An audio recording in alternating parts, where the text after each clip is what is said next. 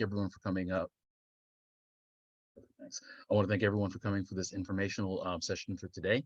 I guess just in terms of the background, just to give a recap to make sure we're all level set. So this is part of the conversation we're having with regards to potentially revising our bylaws. So this is a process that we've actually, I guess, in terms of the conversation started in September. So we've had a number of meetings where it's been discussed in terms of potential proposals. We've received about 19, well, officially 20, but about 19 proposals actually are we're going to be looking at that'll be considered by the January meeting. We had voted at the December meeting to actually have a vote on the proposed amendments. So at this time, we'll be able to, hopefully we're going to use this time to kind of familiarize ourselves with the proposals, as well as get context, because I think I have a feeling that some of them are also going to need some context that might not be readily apparent at first glance. So otherwise, I definitely want this to be a good discussion.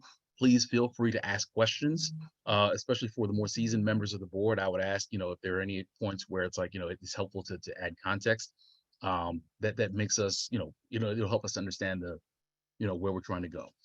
And I think I just wanted to be clear, very, right from the beginning. The intent for these bylaw revisions are one that I think it was about past time in terms of we look at the bylaws. We've had changes in technology, we've had changes in personnel, we've had, a number of structural changes, the borough, the citywide and everything. So what we want to do is make sure that our bylaws are set up so that way they enable us to succeed. We want to make sure that the bylaws support our board, support, and enable us to be able to accomplish the mission as effectively and efficiently as possible. I think over the years as well, that'll be part of the conversation in terms of, I think we've seen there's been weakness, ambiguity, or perhaps this is an opportunity for us to do a little bit better. So looking forward to the conversation. And again, if anybody has questions, we'll be able to proceed. So I think it's going to be a pretty straightforward format for this evening.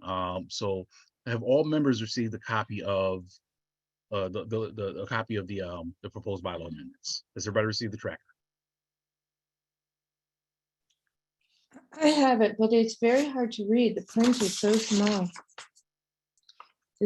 I'd rather have it in a different format. But For a second, you I'm just said making you do. Thank you. receive it. You said you didn't receive it, but it's too small. I did receive it, and wait, let me show you. See, it's so small. This format is very difficult to read when printed out. And I like to print things out and read them and make notes. So I'm just saying it'd be better in another format. I'm sure other people might have the same difficulty, especially people that may not have access to online. So just letting you know. Yeah, no, and also, I guess that's also a good point just to make in terms of, we understood there were questions and reservations about the entire process, what kinds of formats we were using, how we're distributing and everything. And I think a lot of the process was really in terms of trying to do the best we could to accomplish what we could do. I know that there were definitely suggestions with regards to not being able to comment or do things on a platform where you could actually do commentary. That was one of the things that was an issue and a challenge, because we weren't going to be able to have back and forth conversations on the platforms, because those conversations, even in the initial runs and the platforms we tried, got very confusing very quickly. Was this published anywhere online so the people that like the community could see it? Because I was looking for it today to see if there was a better format to print out, and I couldn't find it on the website. I couldn't find it in an email blast. I couldn't find it anywhere except for what was sent to me privately, this Excel spreadsheet that's so, I mean, my husband helped me with it, but I'm straining my eyes here, even with my glasses. Dante, can you just speak to where the documents are posted? Yeah, the document was sent out to the board members. It was not published online. It was just sent out to the board members. This isn't an official document of Brooklyn Community Board 9. It's just a tracker. Anyone who wants it, as I'm sure that they can contact the board office and always request it. So if there's somebody that who wanted it prior to today, my advice next time would be to tell them to contact the board office prior, and we can send it to them. Thank you. Can I ask some by way of clarification, just a couple points? So I have this spreadsheet and there are 10 line entries, all of which have been proposed by the chair. And I think the chair mentioned maybe 19 or something of that proposed changes, but I only have 10 in one spreadsheet. So I just want to make sure that we are all looking at the same information. So that's one question. And then secondly, to the question as to the public notification, when we get to the voting aspect of it, which I know is not this meeting because it's informational, but when we get to the voting aspect of it, will the proposed amendments go out as part of the agenda? Because at that point it is public because we'll be voting on it. So I just wanted to have the clarification of those 2 points. Correct. So yes, so it will be part of the agenda because it is business on the agenda that we're discussing. So that will be attached with that. I have 20 amendments, is that right? 20? There should be 20. One of them is Yeah. actually a repeat. And as we go through the document, we'll be able to discuss that. Ms. Chase, you should have received a document. I think it was said proposed amendment tracker and it should have been dated January 4th, because that was the last proposals we have. Is that the one you have? It is indeed. And you only have 10. That I is there. only have, yeah, I only have 10 items. Okay. I'm gonna work on the back end and send it to Ms. Chase again. Okay, that would be helpful. I mean, I've gone through what I have and I've gone through it in detail so I can ask questions in an efficient manner, but to the extent that I don't have the 10, I can't really ask questions on this, but it'd be helpful to look at it now as well. Thank you. No, absolutely. So we'll take it. The team will take care of that on the back end, and we're going to go through them as well. So you'll have an opportunity to at least, but definitely, this is just an initial. So there'll be opportunities to ask additional questions, and there'll be the discussion of the amendments as well when we get to that. Okay. All right, Dante, if you would, I think the best way to begin is to begin. So we're going to try and run through this in terms of the number of submissions that were, the submissions that were given. We'll give opportunities for those who submitted those to kind of explain, or, if there's any explanation necessary, and take questions as well.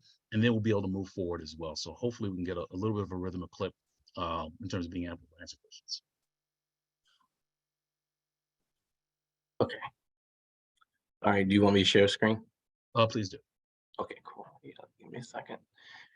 I'll do my best to make this as visible as possible.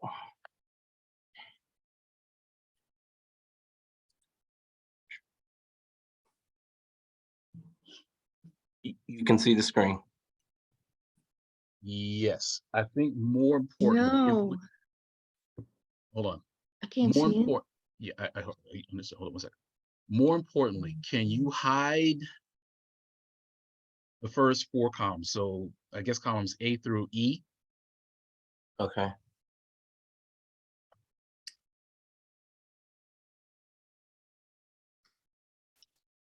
I'm on my big computer and I can't see. Actually, We're working on this, so hold on. We're going to try and get this a little bit bigger. So we're just going to kind of hone in on the information. All right. he allows me to navigate each one so I can Okay, well, listen, let's do this. If we can at least see columns F and G, so what's the current and what's the proposed, and we'll try and talk through the rationales and the other pieces of information. Move up the percentage thing in the corner in the on the Right. bottom right, and you can make it bigger maybe. That'll be the next step. We're just going to try and make sure we get at least the current and the proposed amendments, and then he'll be able to zoom in on that other stuff. Are we You going to said show proposed by section, or is that going to be deleted out as well? And we can announce, whoever's speaking on it can announce that they're the ones who proposed.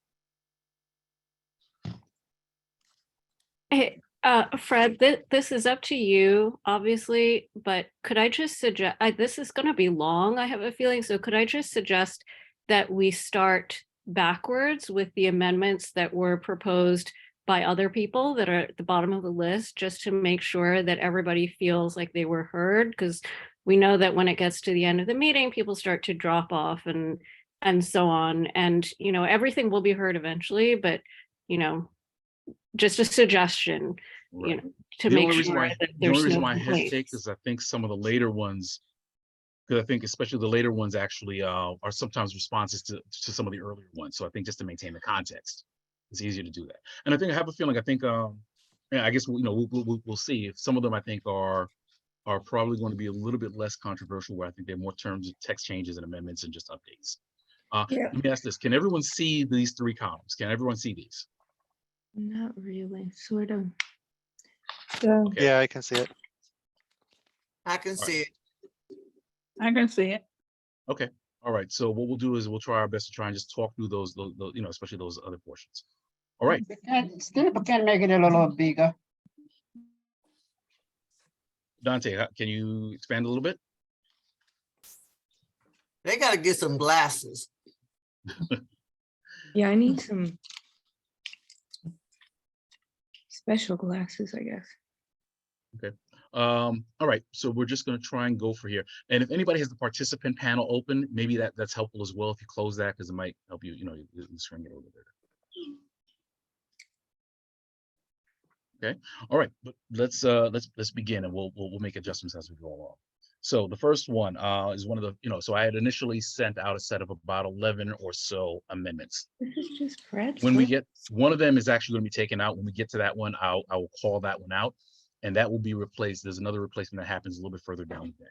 But for the first one, so the first proposal, well, the first one, the currently states that an appointed member may only be removed after service of written charges and specifications by the exec and at least 30 days prior to the presentation by the board. So the proposal that was made was to, that appointed member may only be removed after service of written charges and specifications, the changes made by the board chair and or the executive committee, and that the service of the charges must be made at least 15 days prior to the presentation of the board. So what we have here is the addition of the board chair is authorized to send those on behalf of the board and the exec, and then we're shortening the period from 30 days to 15. Yeah, this is bad news. And if we can just be respectful as we're talking, we'll have an opportunity. We will take, we will allow people to have ask questions as well. And as I say that as well, it's a matter of where questions. This is not necessarily the debate. There will be the opportunity for that when we actually go to the board meeting. Okay. All right. So ultimately, the rationale, and actually, this is something we are experiencing in real time. Currently, because of the way the bylaws are set, the charges can only be made by the executive committee, which means they can only happen every 30 days unless the exec actually meets in between that for the specific person to do purpose of doing that. As a matter of policy, we try and stay away from those extra special meetings and everything. We try and conduct everything during the regular course of business. But again, so that means we're running between 30-day windows where, you know, as a board, we can act and make those changes. So as the board chair working with the district office has the ability to see the information earlier. So as those things are happening, as opposed to waiting for when the exec committee is in session, the board chair can say, this person has missed 4 meetings.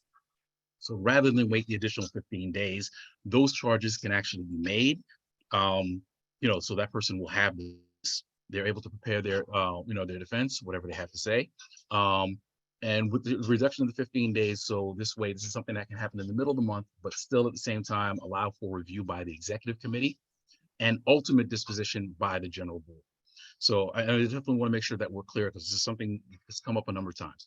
The board chair is not being empowered to remove anyone. No one, you know, the board does not, the chair cannot do that. That authority rests with the general board, and that is something that is in line with the charter.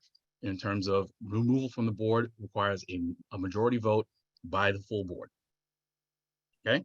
And the reason why we're shrinking it down from the 30 to the 16, again, is because I think the 30 days is more of a holdover from previous days. And we're really doing things by snail mail. So we have to do registered mail, wait for it to arrive, get notification, notice that they've received the charges, get a response back from them.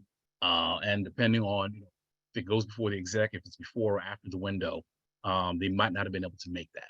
So in the past 30 days might have been more appropriate because of the technology and what we were using. But now we do things a lot faster. It's a lot easier to make sure the communication is done.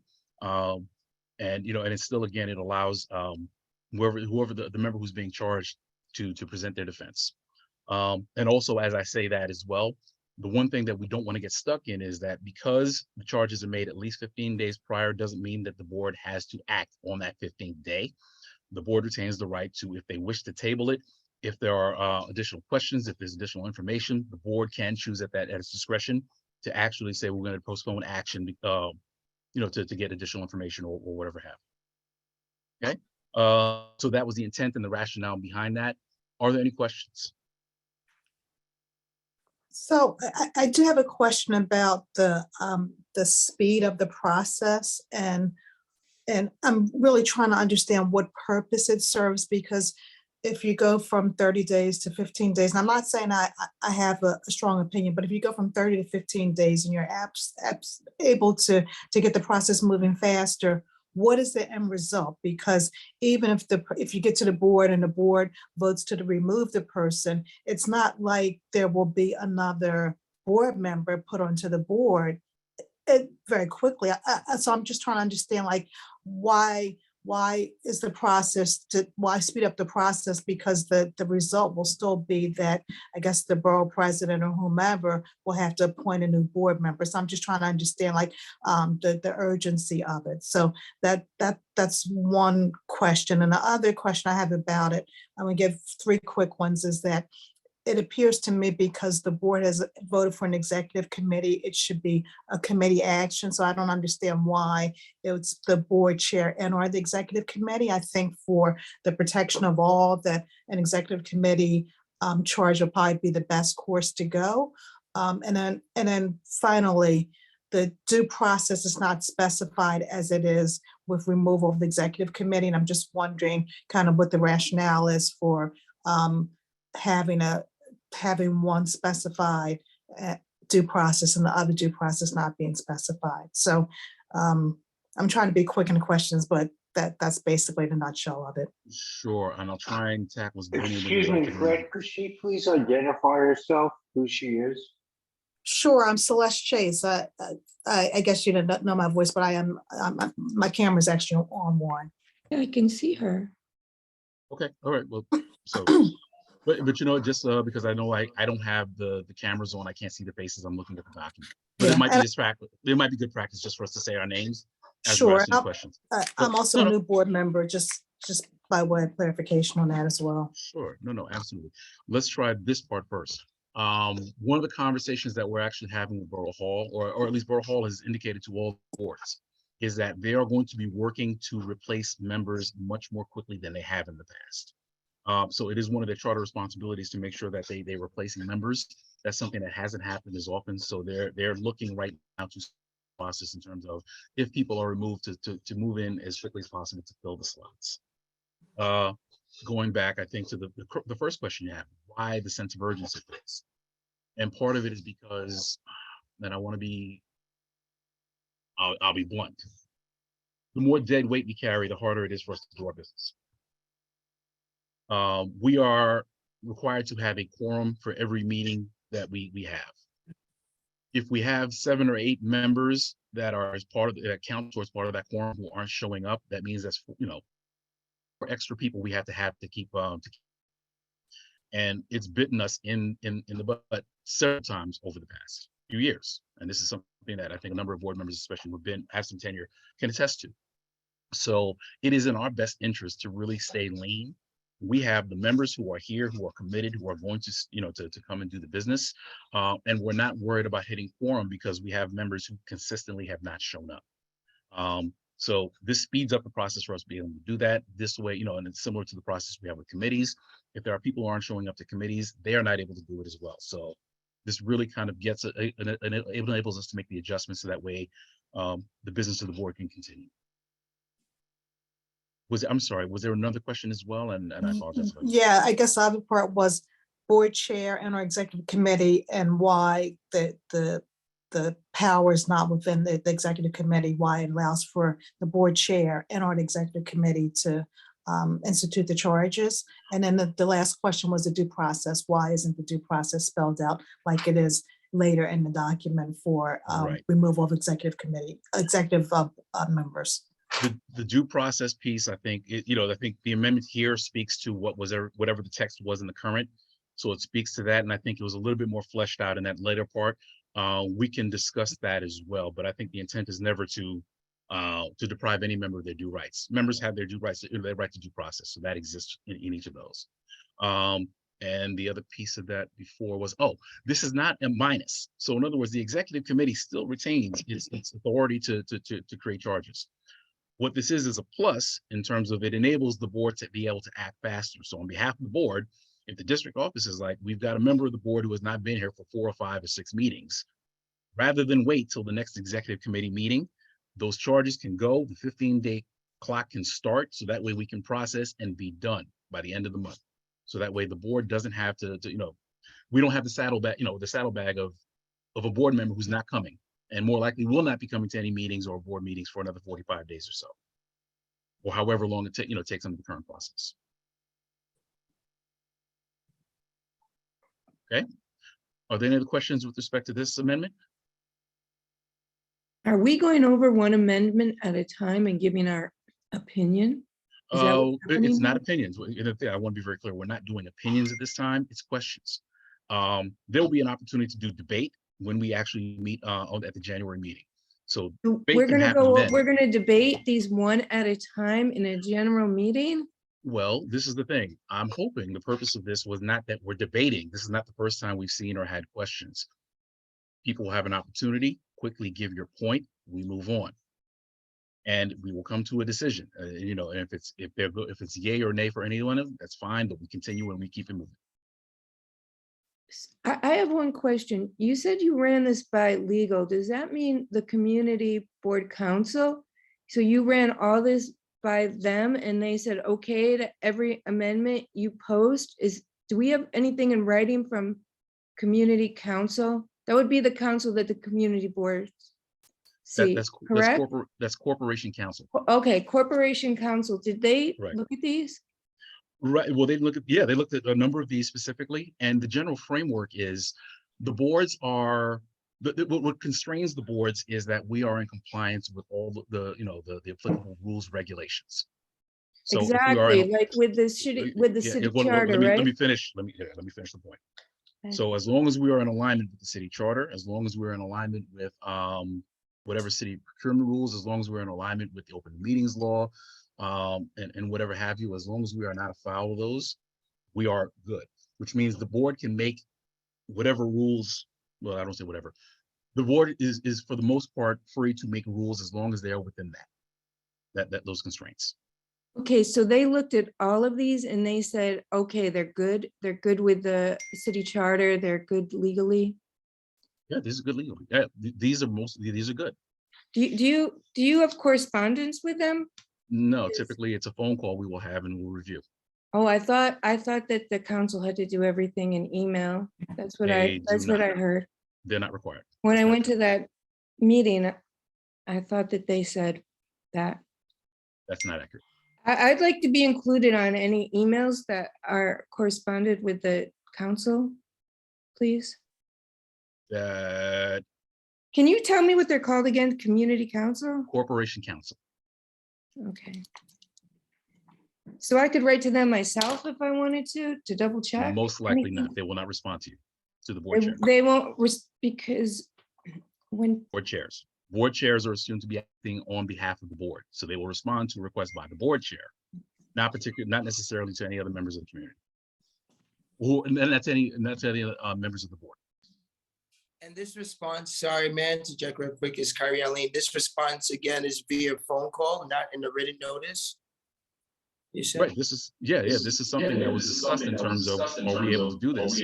And these are okay. The board is free to make those determinations if it's 15 days, 30 days, 45 days. The main thing is that it doesn't violate any of the requirements for due process. That they're actually, that the majority, it's a majority board of the vote that actually does the actual removal. Hi, this is Warren. I think we're getting off topic here, and I think we should continue to focus on the bylaws amendments and not the process.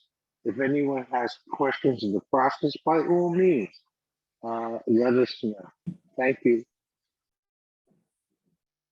Okay, so are there any other questions with regards to that to this amendment? I think it should be more days. Not 15. Well, Kyrie's had his hand up, and then Suki has had her hand up for a while as well. We will see Kyrie and then Suki. Okay, go ahead. Thank you so much, Dante. And also, there are some people in the attendees. I saw some hands were raised as well as I was waiting. So Right. good evening, everyone. Again, Happy New Year's to everyone. In my response to this amendment, Celeste, I echo all of the sentiments shared by her. One, and first and foremost, the executive committee, and at least 30 days prior to the presentation before the board, I thought the language is great as was. I don't see the need to add for. I'm sorry, Kyrie, one second. Only because we want to make sure we actually are able to get through these. I would ask that, let's not debate the merits of it right now. Oh, If there's no, any okay. clarifications. So I have any, all right. Okay, so, all right, so with that being said, no, I know how to read very well, and actually some of my points went against this. So just moving forward, might I suggest, seeing as we're gonna read out a lot of them in the rationale, we just read the language and then allow us to ask any questions. So that way, if you don't start to explain, then that is what caused us to now want to ask questions, and I understand what you're saying. So I understand the language here, and if we'll proceed to the next, I would like that. Thank you. Okay, Suki will see you, and Ms. Westerdahl will see you last. And we're gonna move. Go ahead, Suki. All right, so I think Celeste had good questions. I'd like to get a sense of whether we're currently and I hear you about the need to remove board members who might not be participating in a timely way. I'd like to get a sense of whether we're currently moving as fast as the process allows us, even with the 30 days prior. Like, are these things currently being presented before the executive committee, and is the executive committee currently bringing these charges? I mean, I'd just like to know whether we're even making as much use of the process as the current rules allow us to do. Right, at its best, we are probably moving as fast as the process will allow. The executive committee actually just recently met and authorized for removal letters to go out. So those will go out very shortly, because they have to go out for that 30-day window. So the first time the exec can actually hear from the person who's being served charges would be at the first executive meeting in February. The earliest that we can actually have a vote would be the February meeting. Okay. But also I think that the consideration is, and the idea is, these are people, I want to be careful what I said. The idea is that the people who are being served charges are habitual people who are not on the board or not coming. So the thing is, we're keeping them basically for another month, where they're still going to count towards quorum and a number of other things. So the idea is to speed up the process. Okay. I hope that answers your question. Okay. All right, Ms. Westerdahl, and then we're going to move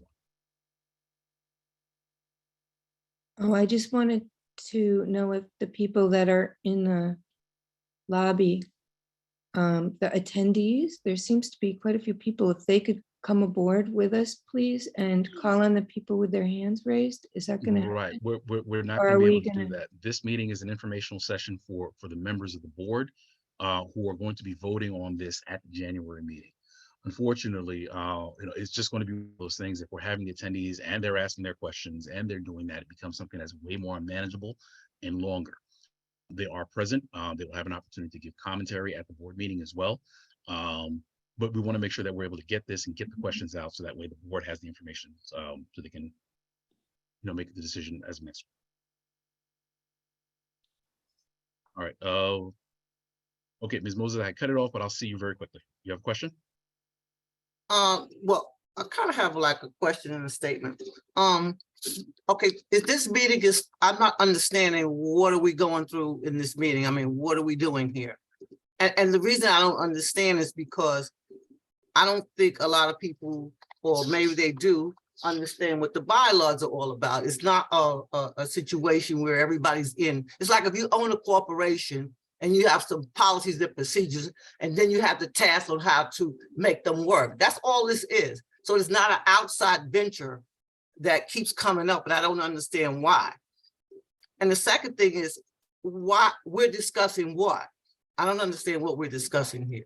What we're doing is right now, we're reviewing the proposed amendments, and we're giving the board members who are present an opportunity to ask questions. I think part of the conversation is exactly sure what is being asked for, or what is required.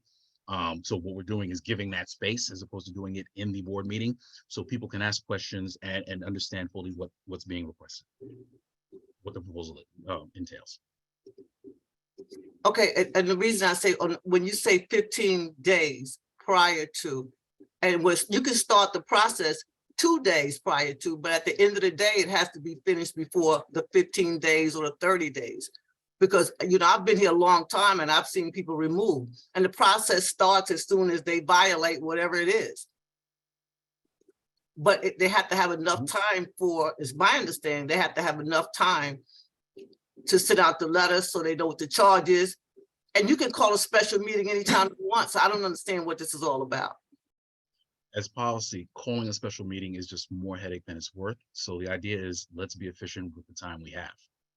So if it's a 2-week window, they get the charges. They are told, come to the executive committee meeting, at which point they can present whatever information they have. If they need more time, the executive committee at that time can either say, okay, maybe we need to defer this until the month after, or maybe they say, you know what, the chair erred in this one, where it's like there's some other reasons why, and they can dismiss the charges. But the idea is, we're done in 15 days. There is a determination, more or less, in most cases. And again, the board can defer a decision if they are at that point, if they wish to.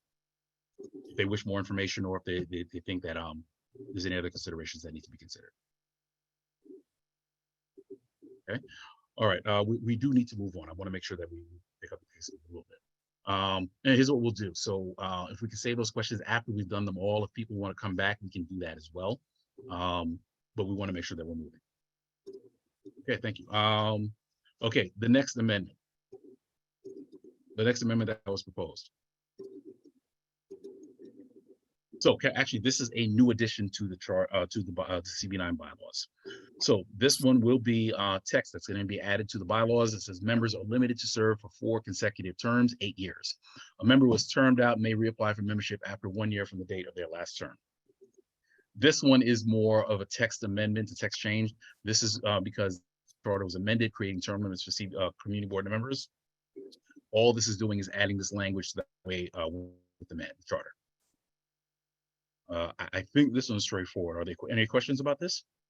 It's Celeste Chase. I have a question about this one as well. So I'm trying to understand the 8 years, and so if they're longstanding board members right now, like when does the 8 years start to run? So presumably there are people who have been here for 6 years, or maybe will they have 2 more years, or is this 8 years from the time that this amendment goes into effect? They have started, the clock has started chiming. So I believe if you started, if you were reappointed as of last year, that was your, I think they consider that your first, I have to double check if it was your first or second term. But they're keeping track of that now. So depending on how many reappointments you've had, when you hit 4, that's your last one and you'll be forced to sit out. So what should happen is, as a note, when you do receive a notice that you have to reapply, Borough Hall will let you know how many terms you've already served and how many you have left. Okay, so then the 8 years is prospective as opposed to looking back at the number of years already served. Right. If you've got 20, you're okay. You still got another 8, depending on when you were reappointed. Okay, but I guess if there's any clarification as to when the clock starts, it would be the appointment of this current term. There's a starting point. I believe it was either 2020 or 21. So they started doing the clock from about that time. I don't want to give bad information as to, like, I think if your first term, if you were reappointed after 2020 or something like that, that was considered your first term. And something to the effect of, if you were appointed before that, I think, this one might be your first term coming up. But it's that kind of a scheme. So depending on when your last reappointment was, that will start your clock. Okay. It seems to me, though, that maybe if I guess that the Borough Hall is keeping account of it, maybe it might be good for the board members to know, at least for their own terms, and also kind of uh, administratively, I think that the executive committee should know as well, but that's a question. And I guess that the other thing is that the year that you have to sit out, is that also part of the city charter? That is part of the city charter. Okay. Okay. Thank you. You're welcome. Are there any other questions? And I can't see it. Dante, are there any other members who've raised their hands? No board members have their hand raised. Okay. All right. So let's do that. So Dante, I'm going to ask you if you could do that. Just keep track of this, let me know so we can maintain the speakers list that way. Okay. All right. If you can move down, let's go to the next one.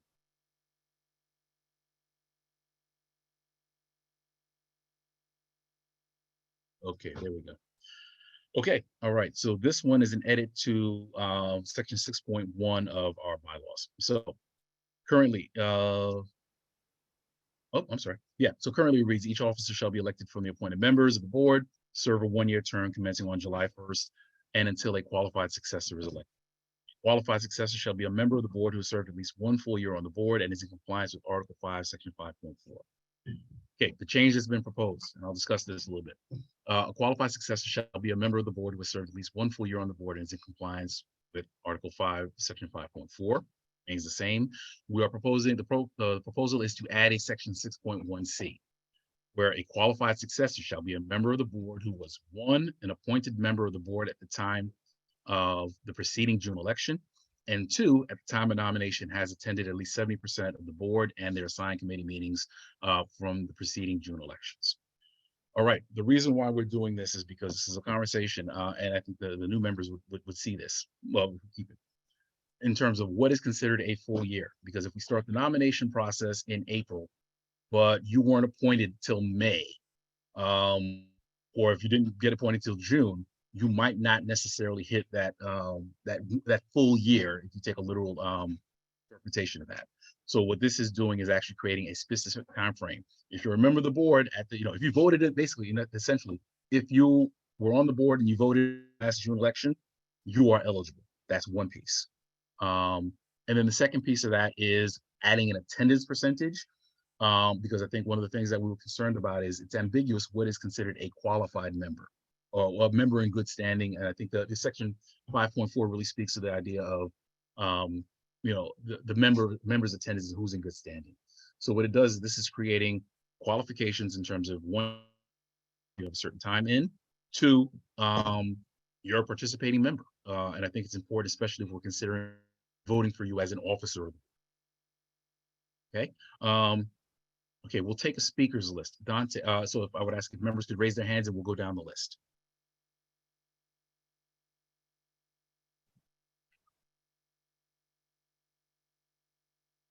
One hand raised, Teresa Westphal. Okay. Are there any other questions?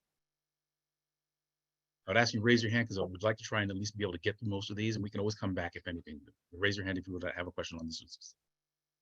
I just wonder where the number 70% comes. It seems arbitrary. And I was thinking it should be maybe 50. It is arbitrary. And does that include like committee meetings? Like, how do you determine the percentile? Like, how does the math work with that? How did you guys come up with that? Well, if given there are at least going to be, considering there'll probably be 10 meetings in a year, we're saying an officer should have been at least 7 of them. At least 7 of those meetings they should have been at. Same thing with the committee meetings. So assuming there were 10 for the year, if you were really regularly standing, life happens, we figure you hit 7 out of 10. Isn't it though, there's 5 required meetings that you have to meet to maintain your membership? Isn't that somewhere in the bylaws? I remember that. No, the board, each committee is required to meet at least 5 times a year. Oh, the Every board, committee. if the committee, so say your committee what about committee meetings? What if you only have 5 meetings? Okay, so if you were at 70%, so I mean, that's where it gets a little bit tougher. So 4 out of 5 is 80. 3 out of 5 gives you 60, which means you'd be under. Yeah, I don't know. So that's the only thing. I think it's a little We high. didn't, yes. Well, I mean, here's the thing. I mean, I would hope that most of the committees are meeting more than 5. I haven't quite taken the step. I believe you have an amendment on the table for us to consider. Committee meetings, if it's not necessary, it's not necessary. But I think at the very least, it gives us a number in terms. Now, here's the thing. I would probably say if there's only 5 meetings for the year, yeah, I would expect you probably at least be at 4 of them because they're not meeting that often. But what about the special be meetings? You know, like this meeting, would this meeting count for This is- attendance? This is not a meeting of the board. This is an informational session. So what so about members- a special meeting? Let's, you know, would that count as the attendance? It's a little There is- tricky, that's all. right. It's a Well, little no, well, that's going to, because there is an actual amendment that's coming further down that actually defines that, where we say special meetings would be considered part of the attendance. So that is something that's going to be considered further down. But right now, you know, for the purposes of this amendment, just looking at it specifically, it's about when you're actually eligible, you know, as long as you're on the board by that time. So if you, and I guess what it says is that if you were a mid-season Republican, you probably don't have enough time and you haven't seen enough of the board in terms of saying, okay, you're ready to be in office. So, but if you were here last June meeting, the assumption is, well, actually, it's not an assumption. You've been here, your attendance speaks to your participation in involvement in the board, which would make you eligible to be in office. Okay, I do have to move on. What about the attendance? Like some people come in, get their attendance and leave. You know, what is that? How is, Well, there's an amendment that we'll talk about that as well. I Because know. that is something that I've know, noticed. but it's, So if we can hold on, we'll get to that point. So, but I just want to make sure we're able to move on, but we'll get to that. That's something, let's put a placeholder on that. We'll talk to that. Yes, Kyrie. And then we're gonna move on. Yes, So- Kyrie. Well, I have a statement to make really quickly. So this is the second time that Teresa and someone else has made a statement, and we were told that we'll get to it after because it is being addressed later. That's also one of mine that I bowed down. But she also opened up asking if we could work backwards, and we were told no, not to work backwards. So if this is going to be addressed later, it's as if we can just go in any fashion. That's one. 2, in terms of the 70%, I actually love this amendment, and the only thing I was going to say with the amendment suggestion is that we could amend it to say 50%. Because again, each board is required to meet 5 times, and at 70%, that's 3.5 saying of attendance. So if they miss 2 meetings, whether it's excused or not, they would ultimately be removed, or I mean, they would not be eligible, you know, to run again. So I think it should just be 50% for those reasons. And not only and just to be clear, and I think you already said yes, this language is asking for 70% of attendance for the committee meetings, which would, and also general board meetings, which would include special meetings based on the language. So I think it should at least be a little lower, maybe at 50%. Thank you. Thank you for those comments. And some of these will come up in some of the subsequent amendments that we're going to be looking at. Okay, all right, Dante, if we can move on to the next one. Oh, wait, so my question, Fred, you could answer. Are you willing to potentially change the 70% to 50%? Not That was particularly. basically my question. Well, here's the thing. I mean, this is something that I've had. Oh, sorry, there's another mic on. It's a conversation that I've asked a couple of people about, and even me personally. Like I said, I think that the requirements are not that stringent, especially, you know, considering it's a standard because you want to be an officer of the board. So, I mean, even whereas to get kicked off the board, to get kicked off the board is 50%. So never mind if you want to be an officer of the board, I think that the standard should be higher than that, and that's the reason why there's that. But that's something that can be considered as part of the debate, you know, on Tuesday. I just want to say one thing when he's talking about he's putting all of the meetings together as one. But if you would look at the bylaws and the city charter, you would notice that you have committee, you're supposed to attend X amount in the committee. You can't be out like 3 consecutive and then you only attend a board meeting. You think it's okay that counts. That's not how it works. You have to be in attendance at your committee members meetings, and your board meetings. And special meetings are just what they are. We get credit for coming, but it does not count towards what we're supposed to be doing with our tasks that we're supposed to be doing regularly. That'll be, there's an amendment actually that's going to consider the special meetings, and I'll speak to that and I'll make a case for that included, because if we're calling a special meeting, that means something went down and we really need as a board to convene to do this. I cannot wait. And we do have provisions in terms of they can be excused absences, so that's something that's built in. But again, I think it speaks to the idea that there's a standard if you're going to be an officer. And the one thing I do want to clarify is 70% for each. So you're at 70% of your board meetings, percent of your committee meetings. So it's for each. So the idea being, you are a leader, even if it's not necessarily a chair already or whatever, but you are somebody who's been committed to the board. You've shown up, you've been there on a regular, consistent basis. And again, it's not something higher because we want to make sure that we're recognizing, yes, every once in a while, there's a scheduling conflict, life intervenes.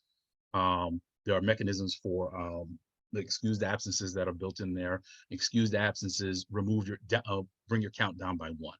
So if it's something that's been excused, there were 10 meetings, you were excused for 1, your percentage comes off of 9 meetings. So as long as you're meeting 70% of those 9 meetings, whatever the math works out, you are good. But again, I think this is about standards for the officers who wish to represent, wish to serve the board on that level. Okay, we'll move on, and again, we'll be able to come back for questions. So now this one is more of a clarification of a policy that we've had, but let's read it. So it's the election of officers shall take place each year at the regular meeting of the board held in the month of June. Election of an officer, majority vote of members present, and signed by paper ballot. Proxy votes are not permitted. If a candidate does not vote, a runoff election shall be held immediately. Same meeting between the 2 candidates receiving the highest number of votes. And actually, I take it back. There are a couple of changes here. So, election of officers each year, regular meeting of the board held in June, stays the same. Candidate for office must be present at the election. Also, the election of candidates shall be held by a majority vote of members present, with each member's vote recorded 6 months after early elections, and the rest of the language stays the same. Proxy votes and a runoff if there's not a majority reached. The rationale behind this is, one, board policy, board custom has been, if you're running for an office, you need to be at the election to actually speak, because typically we will ask the nominees to speak on their behalf as to why they should be elected. So what we're trying to avoid, or what we're codifying is, okay, I want to be a board member, but I'm not going to be here in June because I'm going on vacation. So, the idea being, if you're standing for office, you're there and you will speak, on your behalf, and you will, address which is something that's appropriate. It's just codifying. Now, this is another change. So the election of an officer shall be by a majority of the votes of the members present, with each member's vote recorded and maintained until 6 months after the elections. Now, I want to be very clear about this because I've heard some different things. This is not saying that the members' votes are not recorded. The intent of this is to make sure that we're able to verify, and we verify because the votes are kept on board. There is a record maintained along with the election in terms of what votes were cast specifically. This really more speaks in terms of the ballots, because we had paper ballots that around for years and years and years and years after the election has been taken place and the officers have served and everything. There's no need for that retention. I think the important piece of that is just making sure that the members' votes are recorded. So even if it's just a tally sheet with everyone's votes, that's maintained, but eventually tossed. In an electronic scheme, we keep a spreadsheet of all the votes that were cast, and that can be maintained as part of the record as an appendix to the minutes. But that's what the amendment is calling for. All right, we will take questions on this one. So if you have a question, please raise your hand and we'll be able to address. Okay, I see Suki, I'll call you in a second. Ms. Westerdahl, I see you, I'll call you in a second. Are there any other questions? I have a question too. It's Celeste Chase, but I So can't I'll figure out how to use the voting or the hand. No problem. So we'll take you right after Ms. Westerdahl and Kyrie. I see you, and then we'll close on you, Kyrie. Okay, all right, Suki, go ahead. If the information retention policy, like keeping and recording until 6 months after the elections, if that is in any way in conflict with the city charter, I would assume the city charter prevails, right? Like if the city charter requires us to retain information for a longer period of time. typically it would be the retention policy of the base, and typically those would be in aligned with city policy through the Department of Information Services. Okay, So- and just with respect to videos, it's a little bit tangential, but I would like to know what the policy is for retention of recordings. Obviously that's really how we're doing things now. And so I think that we should be thinking about how long we retain that, because they take up a And let me lot put of on- space. Yeah. But, Let me put on another hat. okay. I, in a former life, was the director of records management for the city of New York. Oh, So okay. I developed. This is your thing. So, yeah. So with respect to policy, I'd have to look it up, but there is a policy and a scheme and they're required to be maintained. So videos separate and apart. Yes, there's a retention policy for that. Currently, we are keeping and maintaining our stuff on YouTube. That might be a further conversation that we would have to operationalize in terms of figuring out where to vault those at the appropriate time. Okay. But that's aligned with city policy. But as far as that, Okay. and this is part of the reason why, I feel very comfortable saying that, in terms of I'm familiar with that policy. It's not specifically the ballots. It's really the intent is what were the votes this was. And Right. we onto 45 stubs of paper if that was the instance. You keep those if it's 45 stubs of paper, because we're not necessarily defining what the voting method is. The board can choose. That's what the case is. That's fine. But all we're going to do is be responsible for keeping 45 stubs of paper, or possibly more if there were multiple rounds of votes. Okay. All right. Ms. Westerdahl. Yeah, so the language of the amendment here, it's maintained until 6 months after the election. What you're saying is paper ballots, but what's written is not paper ballots. So I think it should clarify what it is that you're suggesting, because I don't really understand that. So the vote will still be recorded, right? And maintained, just not the paper ballots. You guys want to throw out the paper, basically. Is that correct? Yeah, correct. And you know what? Let me do this. I will revise this for language just to clarify that the votes are maintained. So the members' votes, individual votes, are maintained as part of the record. So it's only if there But was you want some- to throw out the Yeah. paper. You want to shred the paper. yeah, this paper, get rid of the paper. All right, so that should be specified here because that's not what it says. Thank you. No worries. Thank you for calling that out. We'll make sure we revise that. So they'll be revised prior to the Okay, Ms. Chase, I know you had said you had a question. Yes, thank you. So I think with the clarification that the votes are recorded as part of the minutes.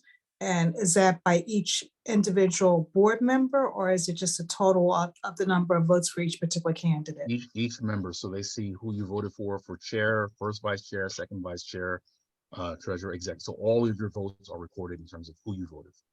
Okay, and that becomes part of the board materials, which are retained based on the city charter, not the Correct. 6 months that we're talking about. Right, the 6 months only applies to like ballots.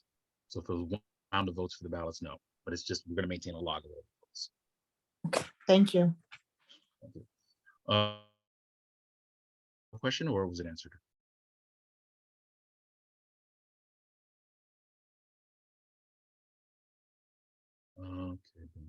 Okay, we'll move on if there's any questions. We'll come back. Okay. So next one. Current text reads upon the death, hold on, there we go. Upon the death, resignation, termination of board membership, or removal of any officer or vacancy created shall be filled by the board. The election to fill such vacancy in office shall take place not later than the second regular meeting following the creation of the vacancy. Election procedure shall be the same as that said in 6.2 of this article.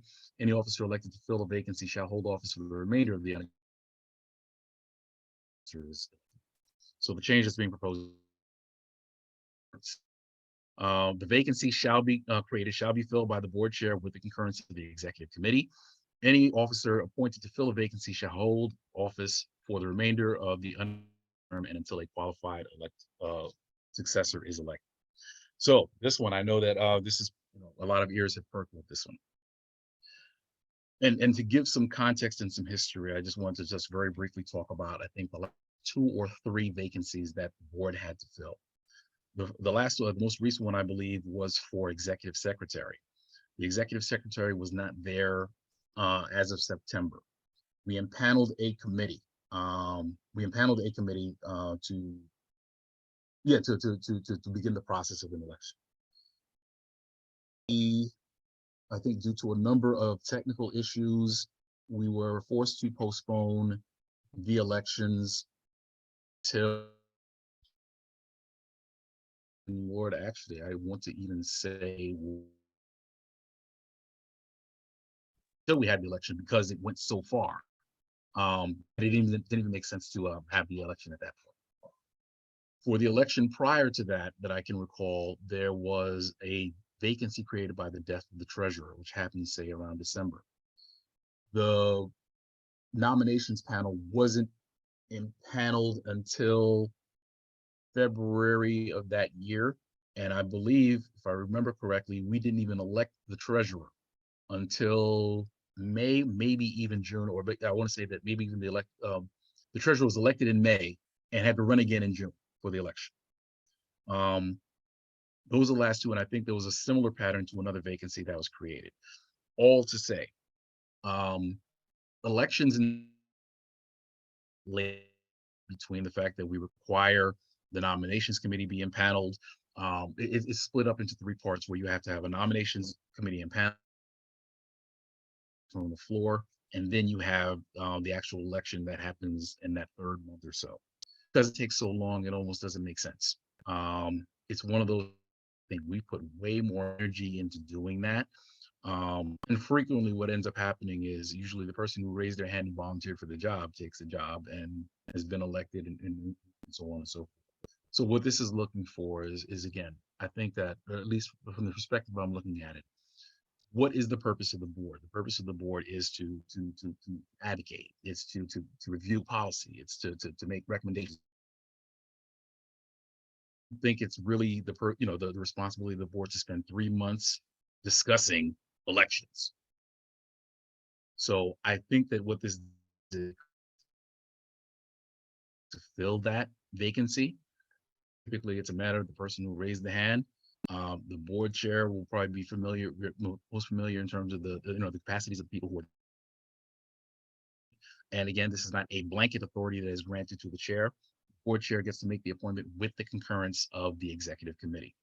So the elected officers will concur with the board chair and say, okay, well, that's sufficient. And that person would then serve the remainder of the unexpired term, whether it be 3 months, 4 months, or whatever have you, until the next time an election is held by CB, which will fully comply with the election policy that we have. Okay, so now we'll take questions. Let's see the hands fly up. All right, we're going to take a speakers list. Ms. Westerdahl, I see you. We'll take you in a moment. Ms. Moses, I see you. We'll take you also. Are there any other questions? Ms. Chong, I see you as well. You're added to the speakers list. Are there any other members who wish to speak? Ms. Chase, I see you as well. Is there anyone else? Okay, we're going to close on Ms. Chase. So I have Ms. Westerdahl, Ms. Moses, Ms. Chong, Ms. Chase. Anyone else? We'll catch you at the end. You'll just save your question and we'll be able to come back to you. Ms. Westerdahl, go ahead. Yeah, I see like concurrence and the vacancy. Basically, you can nominate somebody. I think that the charter says you have to elect people. And, people can come from the floor and get elected for this. So I'm really confused by this. I don't know the language. It's just upon the death, resignation, termination of board membership or removal, the vacancy created should be filled by the board chair. So that means Fred just nominates. It needs to be an election. It can't be Fred nominating people or whoever Is there the chair might be. Is there a question to the process? I'm not sure what concurrence means. Okay, so in other words, the board, the executive committee has to vote on it and say, yes, fine, we approve that appointment. The board, so the majority of the board has to vote in favor of it. If they don't, then So when would the election be? the election would happen every June for officers. Isn't the city There's no charter say? election. What does the city charter say? I think it says you have to have an election. well, in this conversation with that, the city charter says that the board shall elect its own officer. Elect, right? Have the Elect, conversation with council. Hold on. elect is not Why nominate. that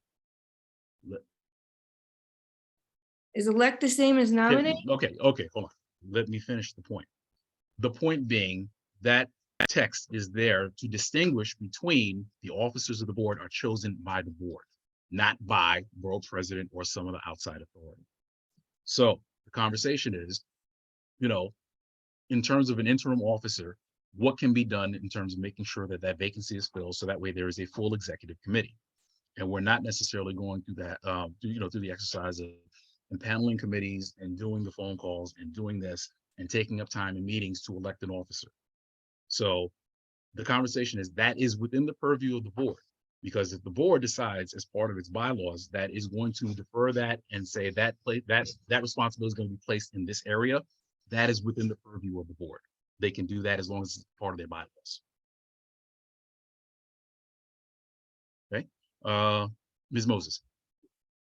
Okay, I'm not exactly sure either what you're trying to say, but let me just say something like, okay, I'm gonna use myself as an example. When I was on the executive committee, something happened to the first vice chair. I moved up to the first vice chair. Then something happened to the first vice chair, and I ended up moving up to chair until the election was held, because the full board had to vote. But I temporarily had to hold that position because of how the chain runs. That's why you have the second vice and the first vice and then the chair. And that's what happened. Then the election was held and then they chose a chairperson. So I didn't understand what this was all about. Right. So what this is saying is this. So if there is a vacancy, so the question comes here. It's like, if there is, well, actually, there's a whole bunch of questions. If there is a vacancy, there is no automatic succession. Per our bylaws right now, there is no automatic succession. Someone may serve. So for example, just using Ms. Watson-Lord as an example for executive secretary. We need an executive secretary. She volunteered and she served as an executive secretary on an interim basis until we were able to have the elections. Now, the thing that's coming up, and this is what I'm saying, is historically, we've been it's been very tough for whatever reasons for the board to actually have an election to get somebody in space. Often on the order of 3 or 4 months. And usually by the time that happens, it's already time to have the elections anyway. So we're saying here is it's easier to say if the purpose, you know, the best thing to do is have a fully functioning executive committee, fill the spot. But my So point is, yeah, my point to you is that it cannot be filled like that, because at the end of the day, the board votes in. And so my point is, when these people take positions like first vice chair and second vice, it's for a reason. And the reason is because if something happens to one, they move up. And that's what happened to me. Although I didn't hold it permanently, that was temporarily. Yeah, technically speaking, no, that wouldn't happen. First vice chair and second vice chair don't move up. That actually is not supposed to happen. They're not supposed to move up automatically. Well, that's the purpose of it. That's the Right, purpose well, of that's the having thing. the second and the Current- first vice chair. Well, that's actually another amendment further down where we discuss that, where we make it an automatic thing. Yes, they move up, and that's going to be a subject of conversation. But for the purposes I'll there, table it, but I'll table it. But what I'm saying to you is I know that to be a fact, or else you don't need the rest of the people. That's the reason that they're there, and that's the reason that their tasks and their standards should say what the reason for them being there is. And it happened to me where I moved all the way up. The only time we had problems was nobody was going to be a secretary because we had no person to put in the secretary spot. Ms. Jones. And I shouldn't say that because no, we did have a person. We had no person from the board, but we did have somebody fill the secretary spot when I was on the board a long time ago. And that was the person that held the position, a permanent position, a working position. So all I'm saying is that I think that for people to understand and for me to understand, because I know that's how it runs. Else you don't need the rest of the people. And I don't think a chair should appoint anyone. It's supposed to be by the board. And anyone could hold that position temporarily, the same way we do the secretary. Oh, okay. Suki.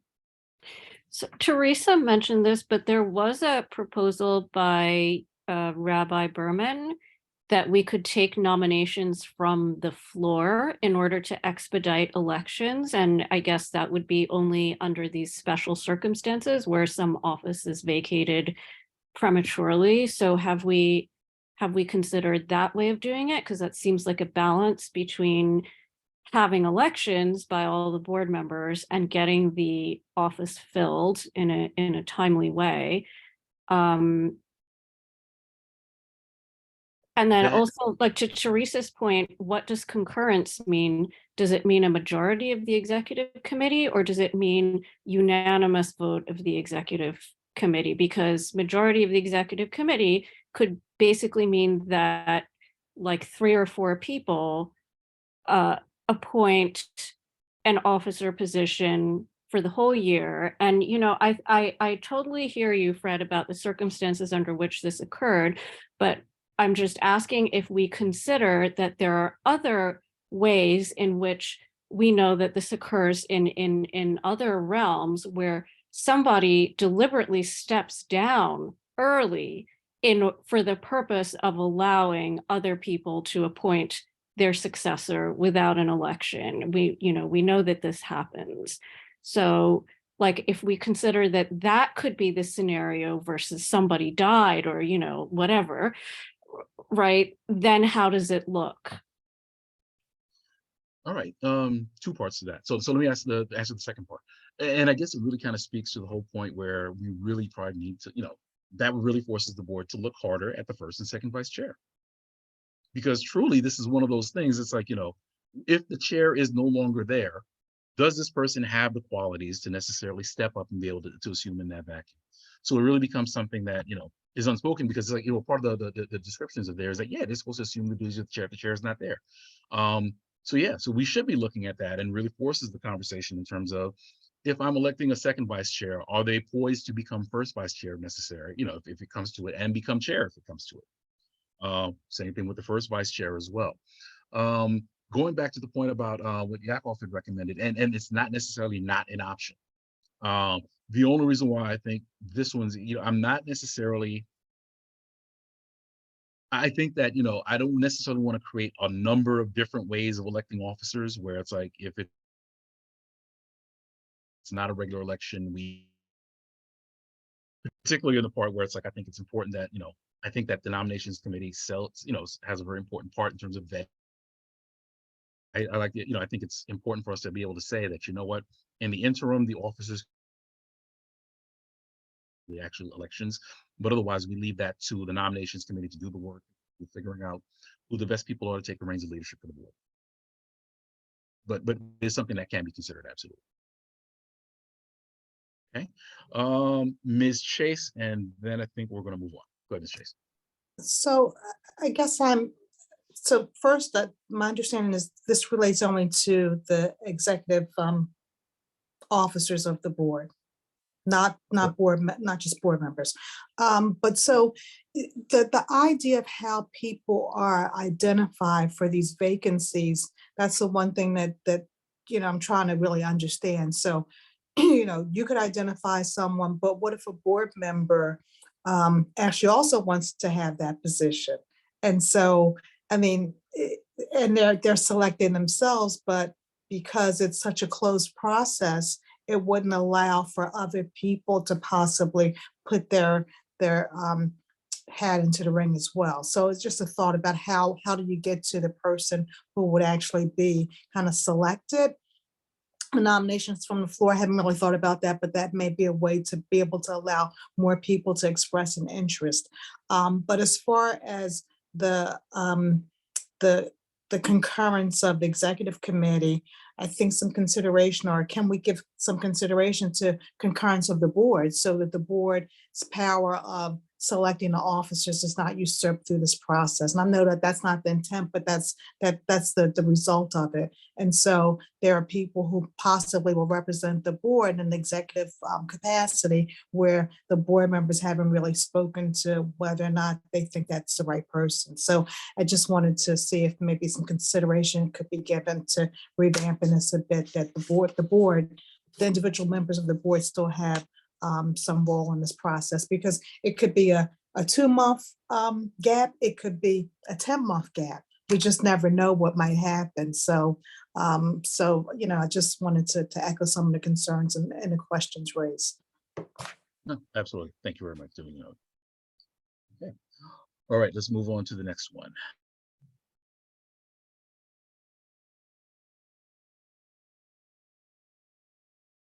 Okay, and this one echoes, I think, the other amendment, proposed amendment 5.5C. So we talked about members being removed. So what this one, rather than read everything, I think I'll just speak to the gist of this.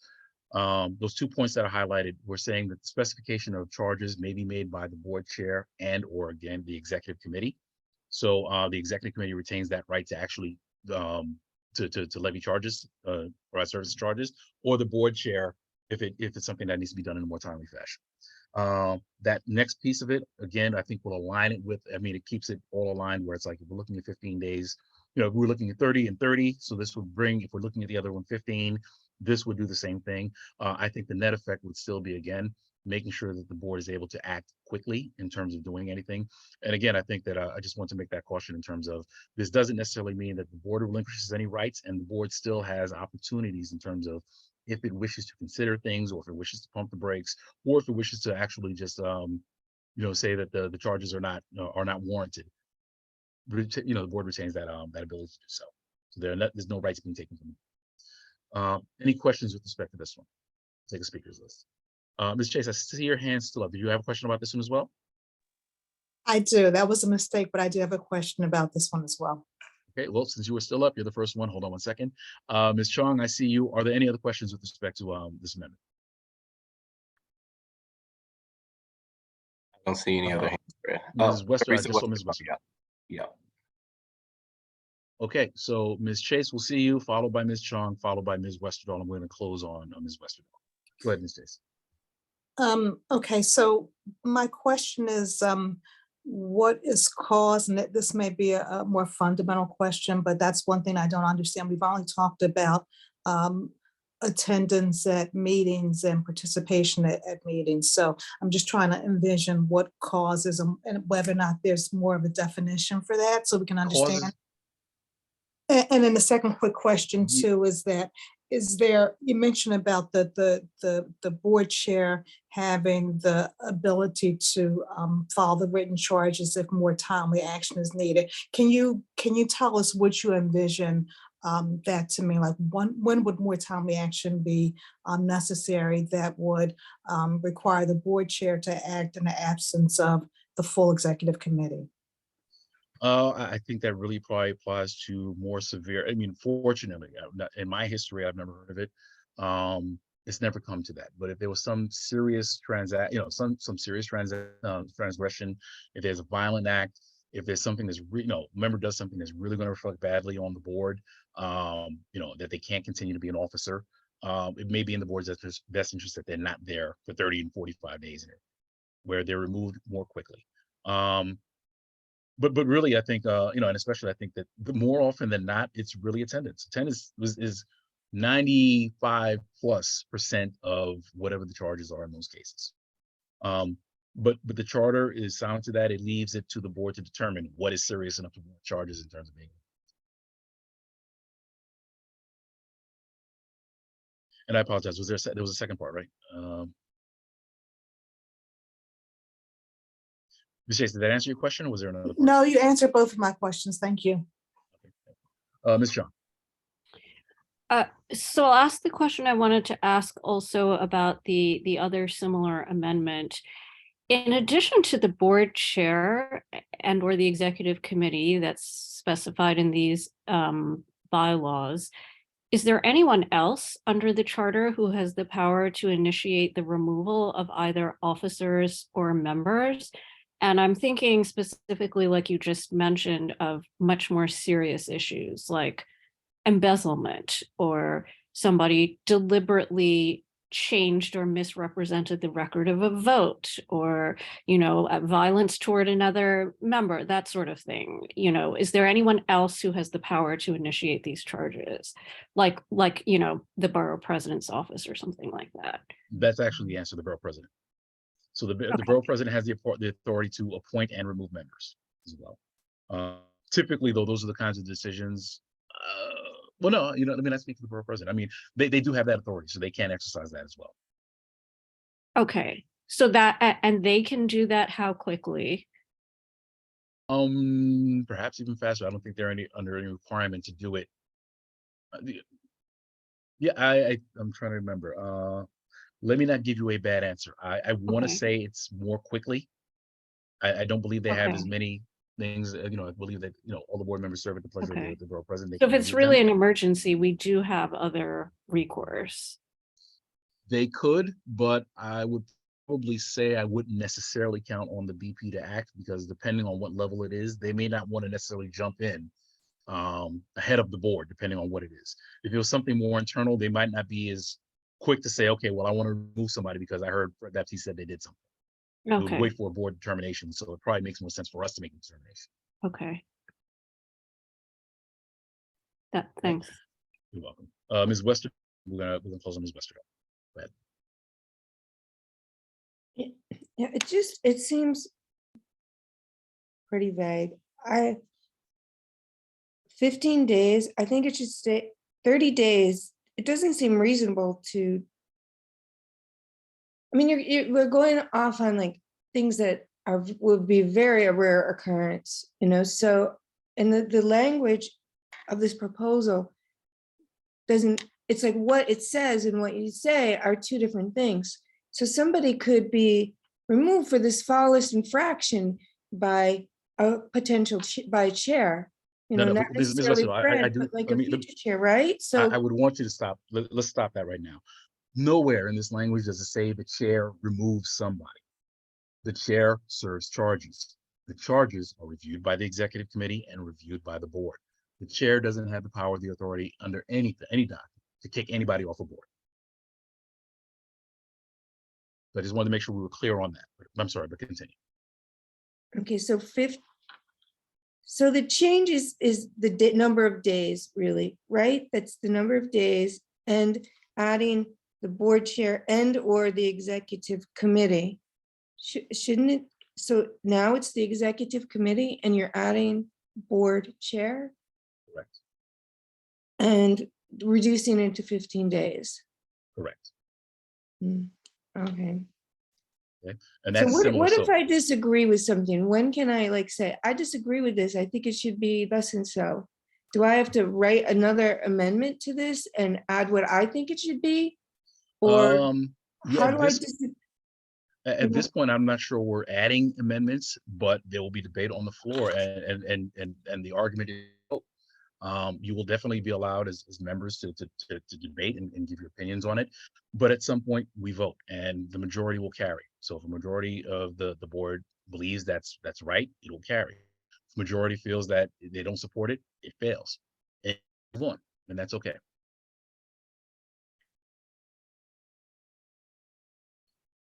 So charges are made and people have 15 days to respond, basically. That's what it means. Well, yes, and actually, let's take that a little bit further. They have 15 days to respond. That doesn't mean an action has to be taken in 15 days. If within 15 days they go before the exec says, you know what, we need some more information, or somebody says, I have hospital bills, lawyers, whatever else and everything, I have evidence I want to produce, but it's going to take me longer, we can extend it. The exec can extend it, the board can extend it. Or if there's just really a lot of questions around it, that can happen as well. Board and the exec retain those rights, they can do that. But what this does is it expedites the process and it sets a floor of at least 15 days. And particularly, and just to be able to speak from this experience, more often than not, what we're really talking about is people who have missed attendance. Attendance is like 95+% of the removals.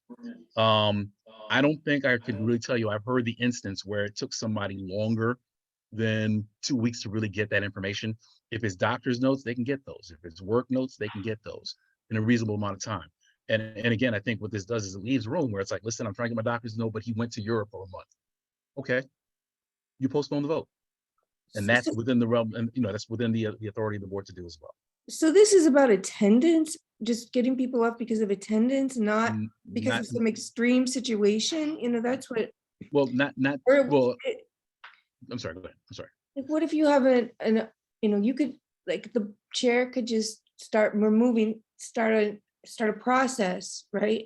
Uh-huh. On their own. I don't know. Well, here's the thing. The charges, what? If you missed one meeting, the chair can't start charges because you violated it. So the point is the charges have to state, what are you being accused of? And it will state very clearly, you are in violation of this, you are in violation of that. The board rules say you're supposed to be in attendance for a certain amount of time. That's the charge. And you can refute the charge. So if you have evidence, okay, there was a mistake on the roster, whatever it was, sickness, whatever have you. The accused person has the authority, the ability to state their case. But I don't want to necessarily say it's like, well, it's only attendance, but and I'll say this as a chair, it's only attendance becomes one of those things because it's only attendance means that the committees don't work. It's only attendance means that we've lost quorum. It's only attendance means that liquor licenses have not been voted on. So to that extent, I take it a little bit more seriously in that respect. And again, this is not something that happens after 1 or 2 absences. Usually it's a chronic pattern that's been exhibited before charges are actually levied. Kyrie, we cut off. All right, we'll take you very quickly. What is your question? Oh, thank you. My apologies. My question was just, I see the amendments. I do agree with everyone else. It should be more time, 30 days, However, my question is, has there been an attempt in the past where the executive committee, 1, did not have quorum, or 2, could not agree? Was it like a hung jury type of situation where they couldn't agree? And the reason I asked that is because you added here the executive, like the board chair. So I'm asking, did you add the board chairs because the executive committee, which is the board chairs included in, could not start these processes without, by themselves, or so what is the purpose for adding the executive? Well, it's not that the exec can't start the process. It's the timing of when they start the process. Because unless there's a meeting of the exec, they can't service the charges because they'd have to vote on that and say charges need to be levied. So the idea being, if the board chair in a conversation with the district office says, okay, well, listen, there is some exigent circumstance. More often than not, it is the attendance thing. So if at the beginning of the month, as the board chair, because the board chair is a part of the executive committee, and whenever the executive committee board chair speaks to the district office, they're speaking on behalf of the entire board in general. Wouldn't from that information, it comes back to the executive committee and then they could start the proceedings as opposed to just the chair himself? But the point comes again. Sure, the executive committee, let's just use an arbitrary time. Typically, we meet that 3rd Tuesday of the month, say it's the 3rd Tuesday of the month. First of the month, we get a report. These members have been out for X amount of time. If we found out at the beginning of the month, the exec does not meet for another 2 or 3 weeks after that, and would not be able to, approve those charges to be serviced before that executive committee meeting, unless there's a special meeting before that. And again, I think it doesn't necessarily make sense to create special meetings just for those things. And then after that, because of the timing of the way it is, it's like it takes, right now it's 30 days before, it has to be serviced at least 30 days prior to when the board hears it, which means 30 days from, you can't even hear it at that month's board meeting. You couldn't hear it until the month after that. So the idea being, if the board chair is able to service it at the beginning of the month, that means the executive committee can hear it within 2 weeks. And that means the board can hear it by the end of the month, which means depending on the circumstance, if there was somebody who was seriously delinquent with attendance, or there was some other serious issue, by the end of the month, you can take care of that. The issue is the executive committee can't act until the executive committee meets. So this is why I'm saying the chair can say, okay, it's the 1st of the month. No, we're not going to do this. Send a letter. It goes out. They are given notice that they have to go before the executive committee and they have to go by the board by that month. So even if, like I said, the 15 days say it serves as a floor, depending on how quickly they get on it, they might get 20 or 25, depending. But at the very least, it guarantees the board by the end of that month. Okay. Thank you for the question. Okay, Dante, next one.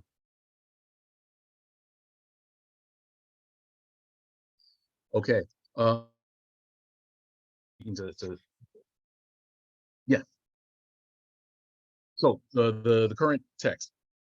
First vice chair, second vice chair successively have the powers of the chairperson direct. And lastly, if there's a vacancy or if there should be 5 successors elected. But they're cutting What out it does, just a little bit. yeah, so I'm sorry, hold on Yeah. 1 second. I have to turn off all my kids' games. Is it any better? Or well, let me do this. Let me shut my camera down for a little bit. Let's see, hopefully it catches, gives me a chance. Can everyone hear me? Yeah, we can hear you. Okay, my apologies. I'll try it again a little bit, see if I can turn the camera on. What this is basically doing, well, no, I'm sorry. The amendment is, first and second vice successively shall have any powers or perform the duties of the chair. Same thing.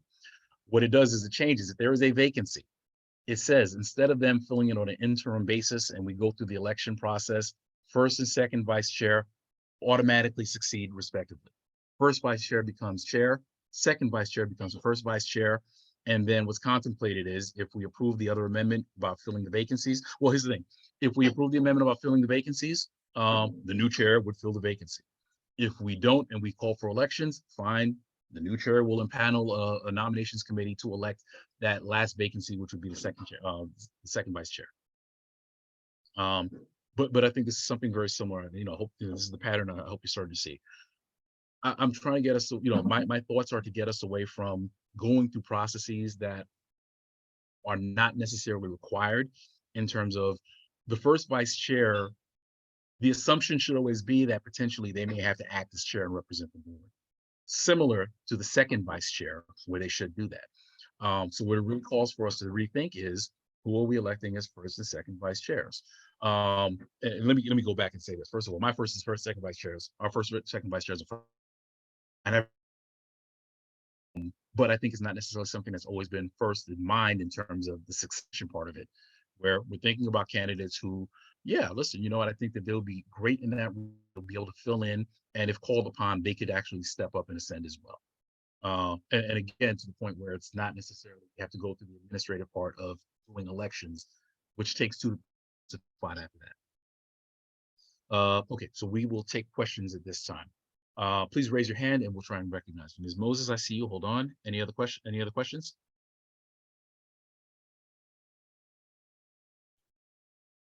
Okay. All right, Ms. Chase, I see you. And Teresa Westbell. And Ms. Westergaard. Okay. All right. So let's go with Ms. Moses. Go ahead. Okay. The way you have it listed, that's what I was trying to tell you. That's how it happened when I was in a position. We all moved up, but at the end of the day, the entire board still had to vote. And all I'm saying is that nothing really stops. We all took these temporarily, but someone could come, which they did, someone could come from the floor and somebody can put their name in and they can become the chair, because the board has to elect a chair. That's all I'm saying. And that's how it happened. Ms. Chase. Thank you. So I raised the same concern that I raised before, is that this should be a board vote. I understand the temporary nature if business needs to be done, but I don't understand how we could possibly agree to the succession plan if, you know, say there's an incapacitation of the chair at, you know, the first month in, and so then the next 11 months, we have people who've moved up to chair and first vice chair that we didn't necessarily elect for those positions. So this is a question as to like, what is the need? I'm trying to understand what is the need to actually make those people basically permanent until the next election cycle, as opposed to, either calling a special election or going through some other process where the board has the opportunity to actually say yay or nay as to who should be the new chair and first vice chair, et cetera. Right. But then again, this is why I say it's like, no, but that's the thing. The election of the first and second vice chair is consequential because that's part of the job. It's been there all this time. Part of the job is they assume the responsibility of the chair. So all this is doing, and let's be clear, this is not something unprecedented in terms of, American government. When the president dies, we don't have an election. The vice president succeeds. When the governor is no longer governor, we don't have another election. The lieutenant governor fills the remainder of the unfinished seat. If the mayor is no longer the mayor, the public advocate succeeds into the position. The things we never think about, but those are the things, and that's the reason why those positions always matter. So, it's not unprecedented, and I think it really probably calls for us to think really about who's running, who's filling these offices, and making sure, and those people who seek those offices understanding, really, as they're saying, sure, I'm serving as first or second, but you know what, I potentially may be called on to lead the board. Chair, the point is well taken. However, the analogy to elections that require millions of people to cast votes at many, many millions of dollars is probably not the best analogy here. And so we have a board of a limited number of people who, can be convened via Zoom or whatever to actually vote and make the person a permanent elected chair for that time period. So I understand your analogy, but I still don't understand why we would want, other than a temporary fill-in, as Ms. Moses has spoken about, to have something that's more permanent. So, but, I think I don't want to belabor that point. Understood. Okay, point taken. Ms. Westerdahl, and we're going to close on. Yeah, Pat and Celeste Chase echoed my concerns. So I'm just, in the language here is section 6.3 of these bylaws. So when it refers to a bylaw that hasn't been approved yet, it's a bit confusing. So what if one gets passed and not the other? So I don't know. Well, no, actually 6.3 applies, doesn't matter. If 6.3, the amendment is approved, then guess what? That's the way we're going to do it, where it's like there'll be a succession. If 6.3 is not approved or the amendment is not approved, 6.3 still applies. You have the election to fill the vacancies. So 6.3 So this applies. means basically if the chair, something happens to the chair, then the second chair automatically fills his position and just stays in there for the duration. There's no special election. Shouldn't there be a special election right away? Well, that's the question before the board. Is it worth the time, energy to do a special election when the officers are Yes, there? of course it Hold is. on. Well, This I mean, is that's so the question. important. We're not going to debate it right now. I'm just saying that is the question that's being posed. Obviously, there'll be pros and cons, which will be discussed at the meeting. No, but that's the intent of the proposal. Okay. So the All right. intent is to make sure that the vice chair, the first chair, is replaced by the second chair for the duration. So if the first chair were to leave at the beginning of the session, the second chair would stay there for the duration of the service? That's like, what? Really? That's what it means? No. This is talking specifically about succession to the chair. Chair is out, 2 people move up, and then you fill a vacancy. All the other vacancies, and that was another amendment that was proposed, board chair, well, the proposition that was given was board chair fills it with the concurrence of the board. Current process is if there's a vacancy on the board, we conduct an election to fill that. So that is still in effect, and everything will get filled. It's just a matter of what's the best way to accomplish that the most. Okay. All right. Let's move on. I think the faster we can move through, we'll definitely try and allow time for for comebacks as well.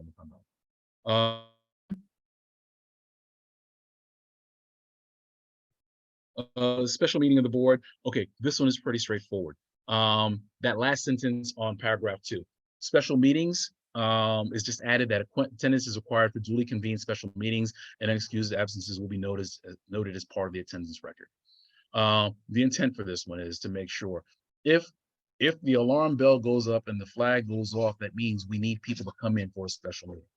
Special meetings are not typically called just because, you know what, I think we haven't seen each other's faces for a while. Let's have a special meeting.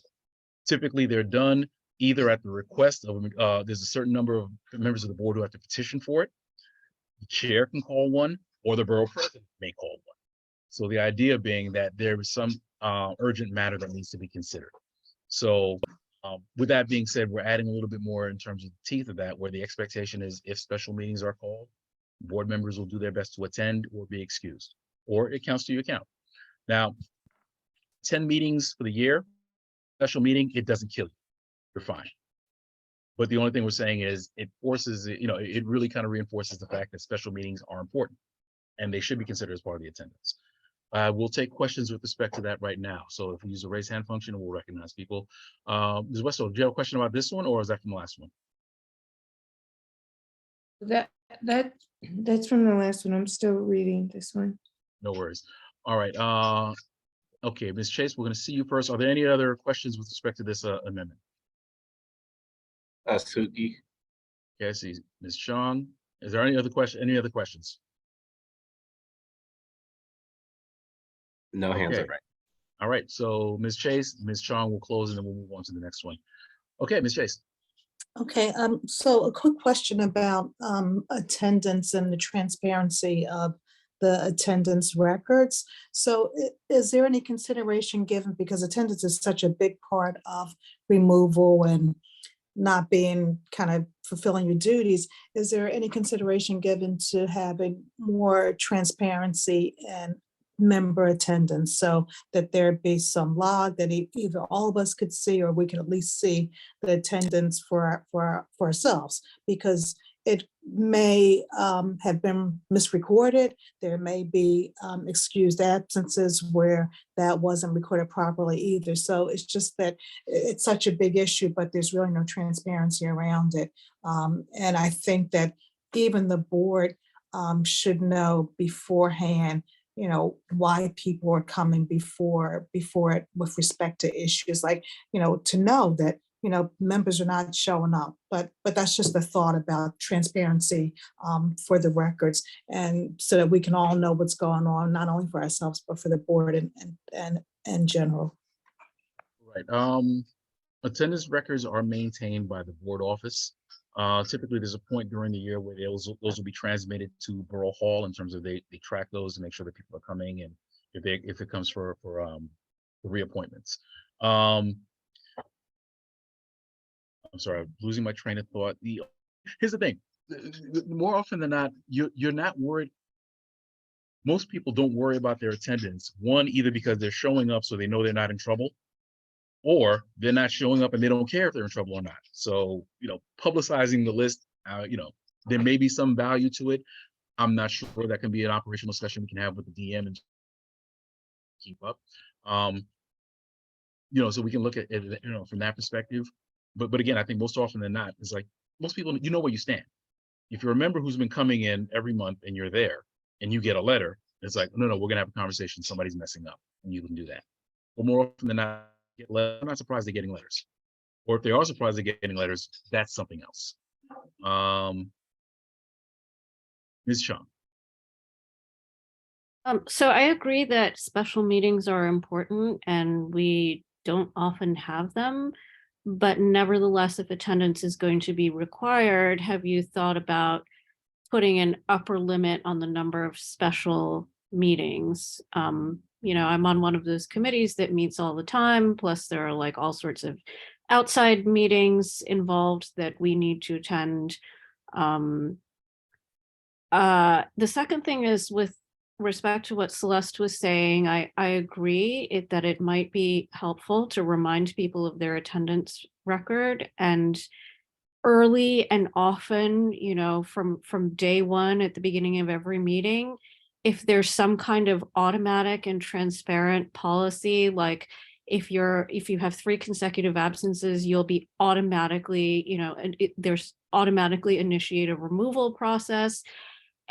You know, have a formal and policy about what constitutes an excused absence. I don't think everyone is all that clear about that. You know, because I understand why it's important and why you want to have this be part of the bylaws, but we don't really want to get to the point of removing people. We want everyone to know that they have to come. Right. And I think that I like to think that I probably say it more than often at enough board meetings where attendance is critical, and that's the engine that my standards speak. It's the engine that drives the board. And I think everybody who's been to a board meeting will probably heard that 4, 5, or 9 times. And to that extent, I think one of the issues also that comes up with that is sometimes hard to spot the out there. There are some people you can say, I haven't seen them for 3 or 4 months. Those are the easy ones. You have, I'm 2 off 1, here 1 off 2 more. Patterns to kind of all of a sudden come up. And it's one of those things that we've been working on that, especially on the committee attendance part of it. So those are things that we're working on. But it's a point taken in terms of, trying to make sure that we're able to track that as best and give notice as well. And I do want to say this one piece in terms of, removals. Will probably been more mad at me than anything else because I tend to give people a lot more rope in terms of, especially over the pandemic. I understand that life has impacted a lot of us. So I understand that there are things going on. And those are the stories where there have been where we said, okay, well, listen, if people have asked and requested, it's like, listen, I'm outside, but I'm going to do right. Okay, that's not necessarily a removal letter. There may be consequences later because of the attendance record, but that's not necessarily. Similarly, I think that the executive committee and the board have the ability to do that as well, where if somebody says, my bad, I throw myself at the mercy of the court, they can consider on a case-by-case basis what they're going to do. But going back, I guess, to this amendment, it's just really about making sure that we're very clear in terms of the special meetings are not. Oh, I'm sorry. The first part of your question. I don't know if I want to put a cap necessarily, because I mean, if we say the cap is 2, but we really need 3, do we not have the 3rd one because we hit the cap? I don't necessarily know we need to do that, but I think that it's been fairly consistent over a number of years. Nobody wants to add special meetings to the calendar. They're terrible. And I prefer to think that most of the special meetings we called are really because we have urgent business that we need to take care of something. And even then, usually it's a matter of, we're going to try, it's one item we're going to consider. It's usually one item on the agenda that we just need to make sure we have a quorum to take care of. I wasn't thinking as low as 3. I was thinking like 5 or 6. And just because, like, occasionally, what if a ULURP application comes up over the summer? And, I've raised this before, that could be an occasion for a special meeting if we want to have a say. It could. Now, and let me say this a little bit. You're right. It is a possibility. But that's one of those things where there's been, no, actually, I take it back. There's been conversations, and I think there's policies in place where they're understanding that boards are supposed to be in hiatus. There are extensions that are granted if ULURP applications come due over the summer where the boards have additional time. So there is that part of it at least. Otherwise, I think that I think we leave ourselves the flexibility by saying we have them. But I think everyone, or at least I've had, I think leadership has proven that they understand that special meetings is never something you want to do, only in the most urgent circumstances. And I think maybe that's one of those we can leave well enough alone. But the only thing is, if we sound, it's the only reason why we would actually do something. Okay, Ms. Westerdahl? Is there any kind of system to make sure people have received messages? Like, I think with attendance, it should be absolutely transparent, like who's not coming, and some form of contact to encourage people to get there. There doesn't seem to be anything like the special executive meeting. I saw that happen at the last executive board meeting with attendance. But how can we encourage people to come, to the meetings with, I don't know. Here's the thing. I think this is one of those things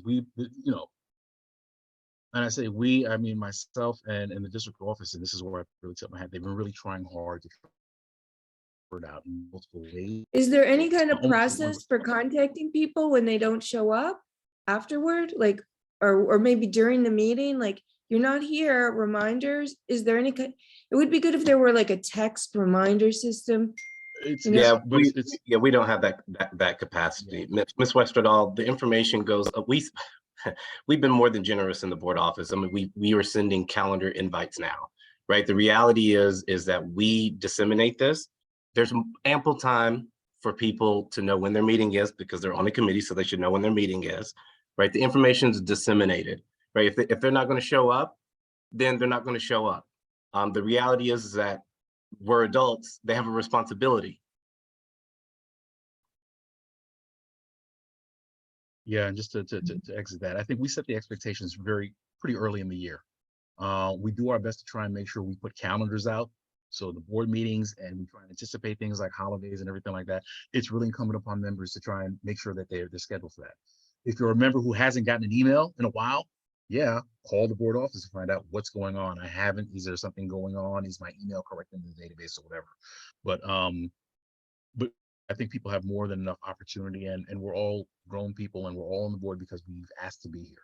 So it's really that next step that needs to be taken, we take ownership of it. The board office continues to work on improving their communication, finding new ways, but we have to say members need to stand up and do what they're supposed to do. Ms. Moses, and then we'll continue on. Right, I just wanted to say right quick, I think, I don't understand what her question was, but I wanted to just say there is a copies kept in the district office in terms of attendance. And I also wanted to say that everybody can track the attendance because the chairs of the committees are required to keep attendance. So you could actually look and see who's not coming. So, and then when you first sign up, you sign up. If you go back to your paper, you signed up to attend meetings. So I don't think that adults should be treated like little kids. You know you're supposed to be there. And how I feel about the whole situation, because I'm dealing with it now. People that don't come to the committee meetings and don't come to other meetings, they should be completely thrown off. And that's all I got to say, because if I gotta come, you gotta come. And you should resign if you're not coming. And that's what I got to say about that whole thing. So I track everybody's attendance. When they hand those minutes in from those other committees, I look and see who's not coming. So all of us know who's not coming. So I don't see why people think it's a big secret. That's all I gotta say. Okay, thank you, Ms. Moses.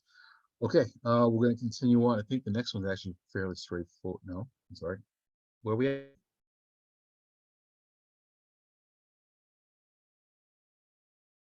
Yeah, next one is just that's just administrative. For some years we've had an Article 10 on the bylaws, but there's nothing there. So all we're doing is just adding that language just so that way we know there's a placekeeper. There is an Article 10 listed. There is no materials under there, because otherwise we'd have to renumber everything subsequently, and we didn't want to go through that. So there is no Article 10. All right, next one.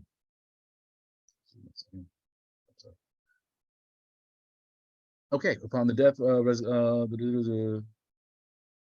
oh, I'm sorry. Okay, so could you go back up? What was that last one again?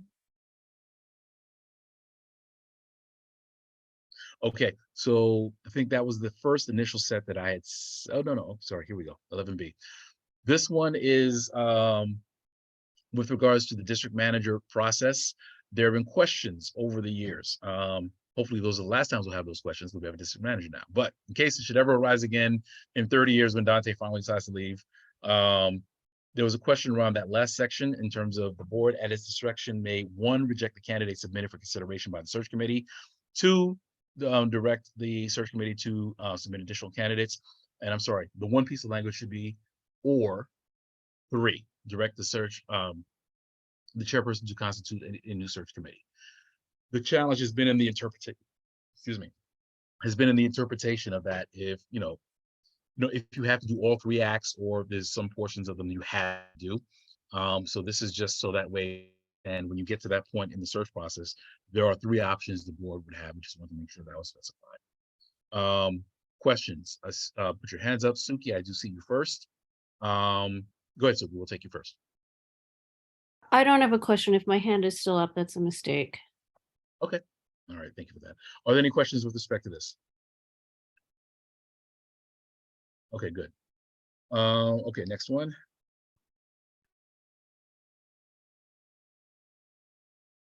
Okay, okay, upon the death or resignation of vacancy, create a board.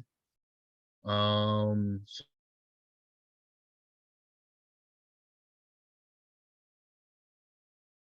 does this look familiar? Oh, okay. All right. This was the one I said replace. There was an earlier one. This is something similar. I saw this before. Like the fifth one is this is essentially the same paragraph. That fifth one we're removing.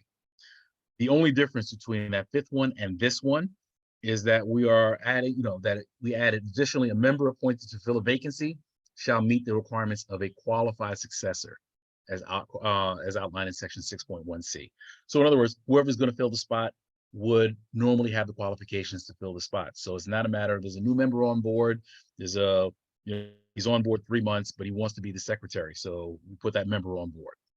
No, the person who fills the spot would be a qualified successor. So in other words, they have a certain amount of tenure on the attendance, their attendance is a certain level. Well, that depends on the adoption of the other amendment as well. But otherwise, they'd have to have a certain they'd have to have, basically be qualified as successor in terms of whatever the parameters are set by the. Are there any questions with this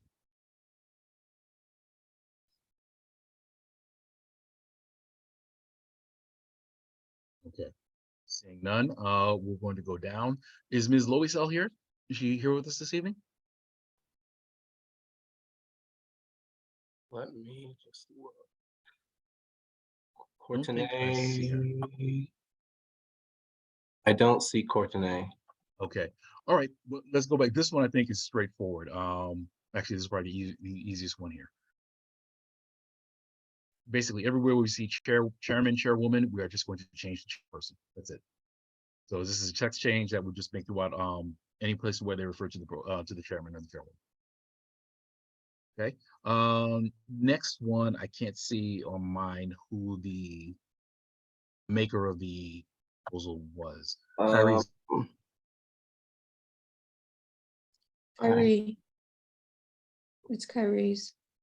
Yeah, After Kyrie, Courtney is- I think we have your amendments coming up. So if you would like to speak to those, you can have the floor to speak to those and give me your last question.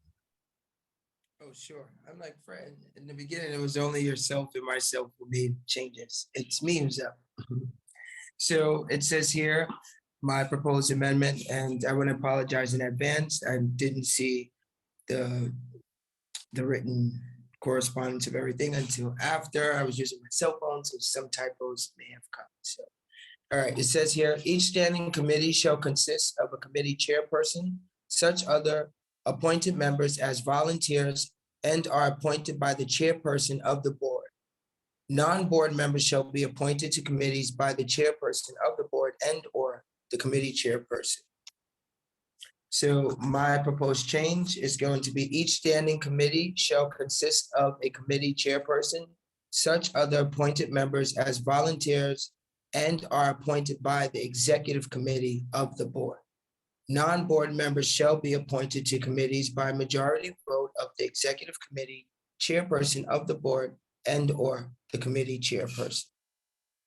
And essentially here, I just want to read, I'll read what I said back then, or I can speak to it, but what I wrote was, the bylaws currently grant this ability solely to the chair of the board and not to the 7 elected executive committee members. No one person should have all of this control, especially seeing the proposed changes shared to the board prior to this opportunity, requested that the chair of the board also have the power to remove any, not board member, but board member within 15 days. This is not right. They cannot appoint and remove. This should not be possible. Again, my making this suggestion, which is each standing committee shall consist of a committee chairperson and other appointed members should be appointed by the executive committee. It's not against Fred, because I really do think he does an amazing job as a chairperson. This is, as our bylaws are stating, like for future chairpersons, I don't believe that they should have the ability to appoint members to the board or committees and also initiate. Now we're learning from your, from this write-up, initiate the removal of a process and also start removing. It's impossible, in my opinion. So that was my, I'll stop there. Any questions? Yes, Suki? Or does Fred call? So I totally see where you're coming from, but I just wonder whether you've considered the logistical aspects of what you're asking the executive committee to do, because you have 45 or 50 people every year who are each submitting their own preferences. Each person has up to like 3 preferences.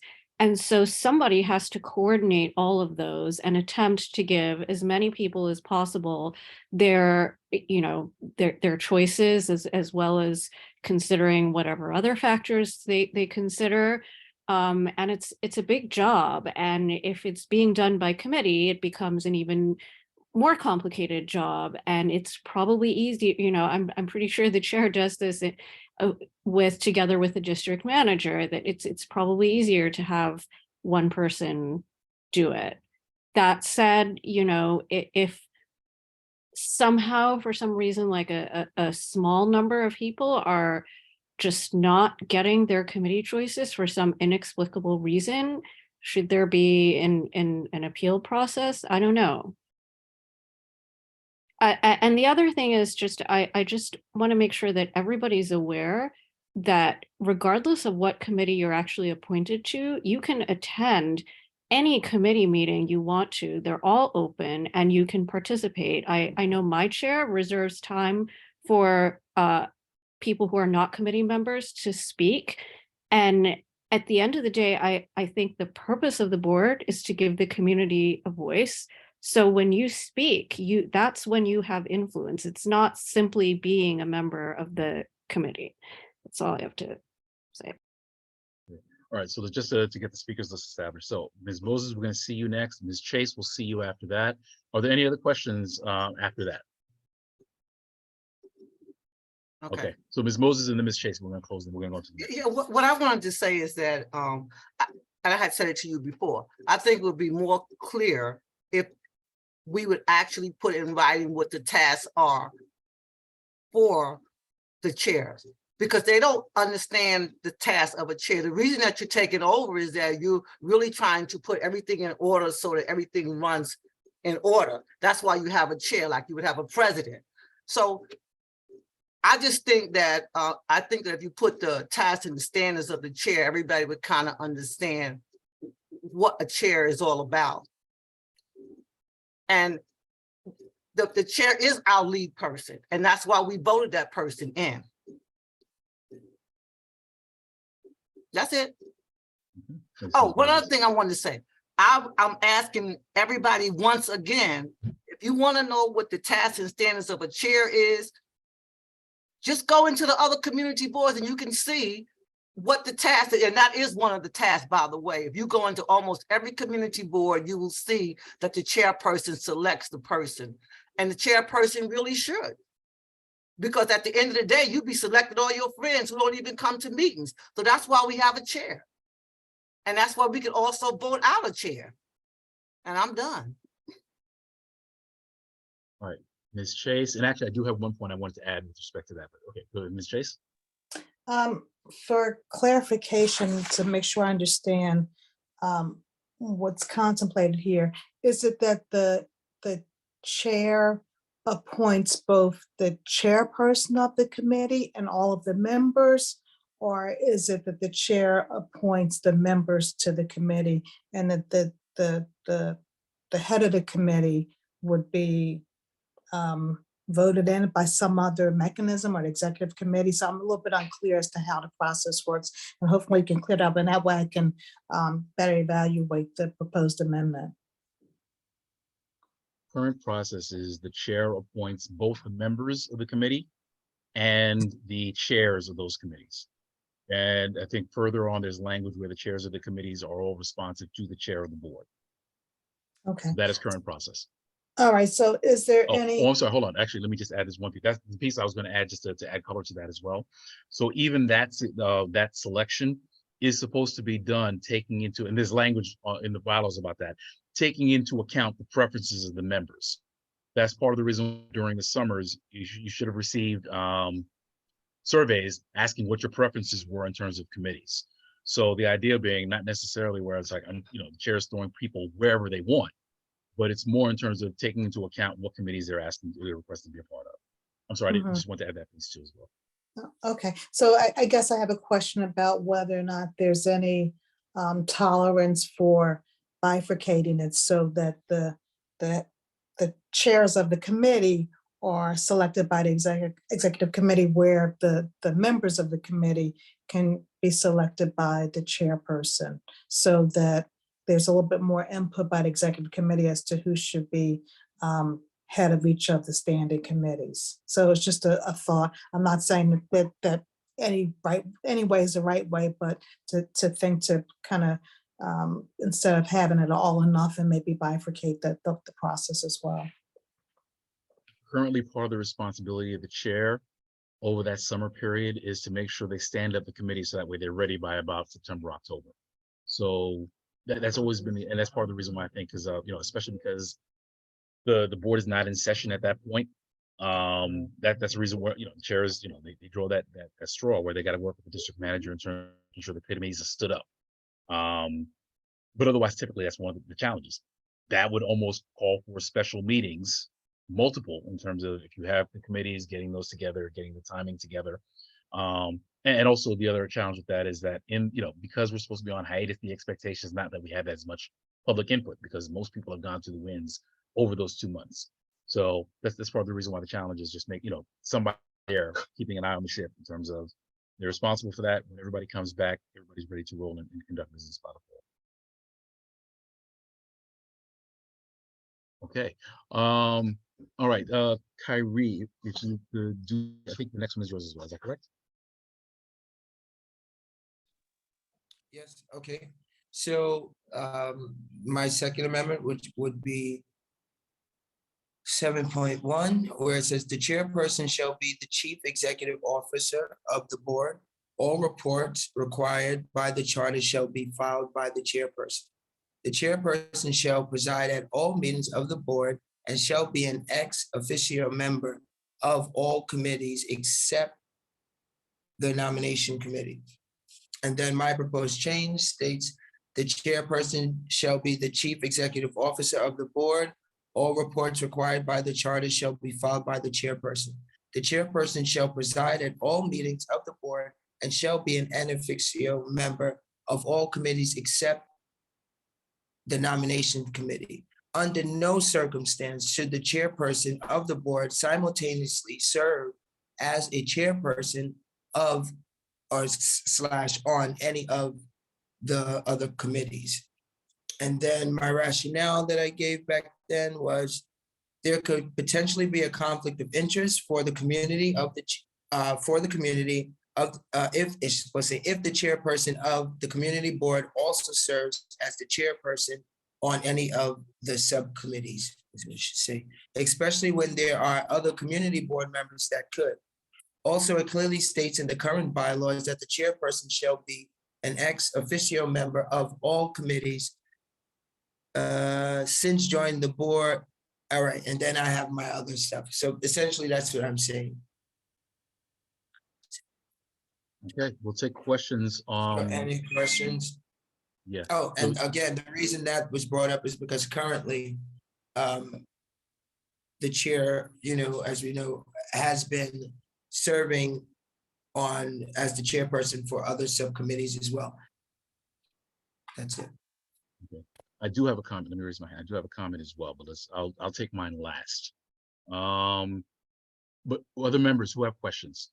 I see Ms. Chong, I see Ms. Westerdahl. Are there any other members who have questions? Ms. I see Moses. Ms. Moses. Are there any other questions? Okay, I will speak after Ms. Moses and then we'll continue on to the next one. Ms. Chong, you have the floor. So, Kyrie, if nobody has volunteered to be the chair of a particular committee, Or if the only people who have volunteered might be widely considered to not be qualified because they've never actually served on that committee before or something like that, what would be your suggestion for who should chair that committee? How do we? Oh, okay, well, thank you for that. So I am not aware that that is the case, and I'm just only speaking to what's already sitting there. In our current bylaws, it states that the chairperson should only serve as the the chairperson of the executive board and not on any subcommittees. And I was just only making another emphasis by making my addition here. As for solution to your question just now, my suggestion would then be for the committee itself to vote amongst the members of that same committee and vote to who they would like to become the chair. And if anything, that could also be approved by the chairperson of the board. But what if none of them want to be the chair? I mean, it may seem unlikely Okay, to so you, if- but you know. Okay, so Suki, as you know, there are about 50 of us that are members of the board.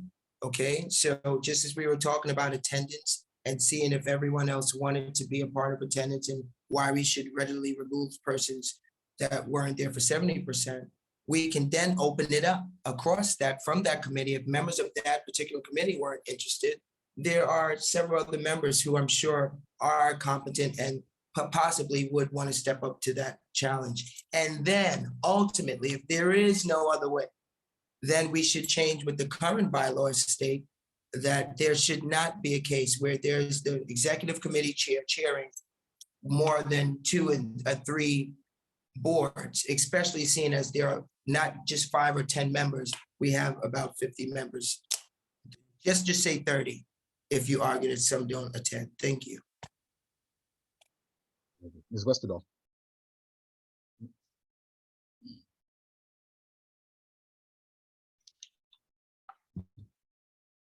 So this is to form a bylaw committee? No, The bylaws committee must be formed? no, this is No, another. that's the one right after. This is the one right before, which is, yeah, the one right before. Oh, I'm sorry. Okay, thank you very much. This seems like a good one. Thank you. I was just questioning the other. Sorry. My apologies. Thank Okay, you. Ms. Moses. Again, I just want to say that there's a reason that the chairperson is in that place. And I wanted to ask you a question. So let's just say you have a person who is on a committee, never even volunteered to be a co-chair or anything, and all of a sudden, they want to become a chairperson. They don't have a clue. So to me, if a person really wanted to become a chair, they would become some type of office, like a co-chair or something. So just to elect someone because you like them is not good enough for me. So to me, if I was the chairperson, I would look at the attendance of that person, how they came to meetings, do they have the experience, and even did they volunteer to be a co or anything before you become a chair. And that's why I think that the chairperson needs to stay in place. Thank you. For that. Thank you for that, Ms. Moses. And I agree with everything you said in terms of there should be some type of a way to identify members who do qualify. But again, we have members of 50 people. As you just said, you check membership all the time. I know in my committees, there's so many other persons who can be qualified, not just this current chair who's already presiding over the executive community board as a whole. They then can open up the opportunity for any member of the board. Remember, we all are appointed as members of the board equally and can assume any position if we see fit. So that's all I'm saying, that the language should be there, that we should give an opportunity. I don't know, maybe I didn't hit it on the nail to say, this is the process, how we should go about another one. What I'm saying is that there are other members as opposed to one person chairing 3 to 4, or maybe just more than one, especially if they are the executive chair committee, the chairperson. Thank you. Okay, mine, I see your hand came up a little bit late, but we'll call you. You have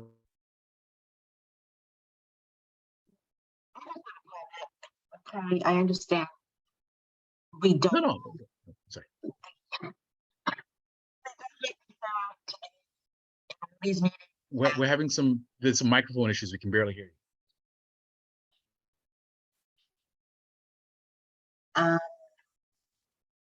No, still It's almost there. better? No? There, I'm so yeah, sorry.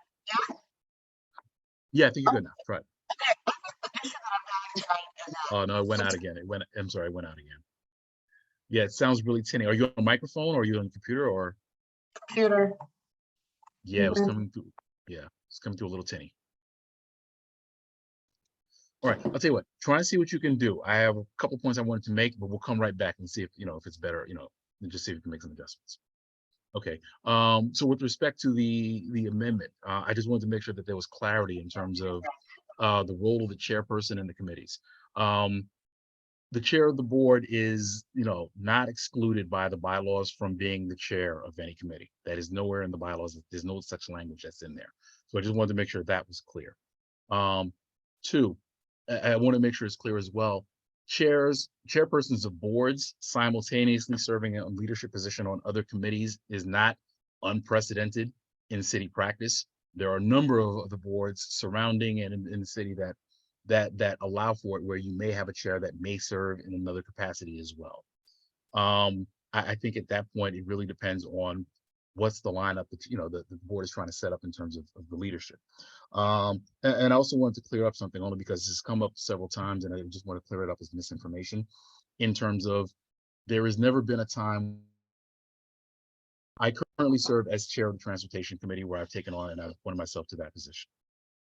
Any other times that I have chaired committees has been on an ad hoc basis, typically because there is not a chair in place or a chair was not able to be there.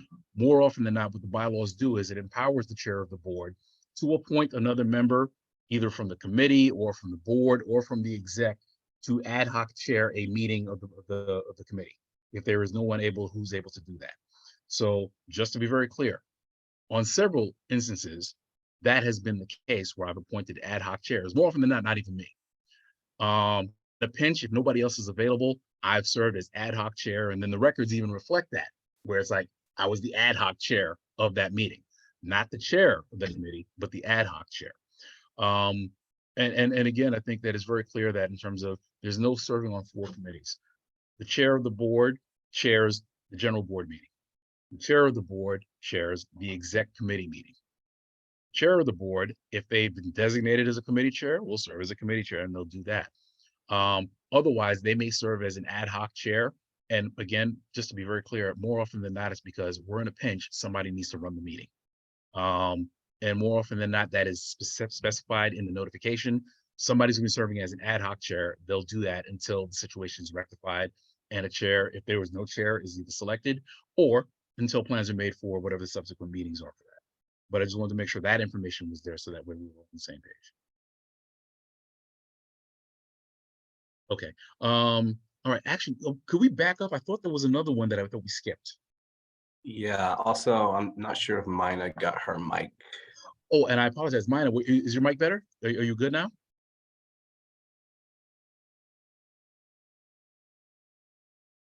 Okay.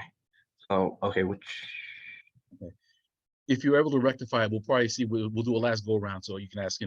We'll do round robin. Everybody can ask any questions they have. Oh, I'm sorry. Can you hear me? Yes, we can. Hi, everyone. This is Mina. I just want, it's a question, it's a comment more to what everyone has been saying about attendance. And I understand that there are people in the lobby waiting or who don't have a voice in this right now at this point in the process. But I think there are 9 members of the board on right now out of 43. And that just shows to me what attendance is like in general.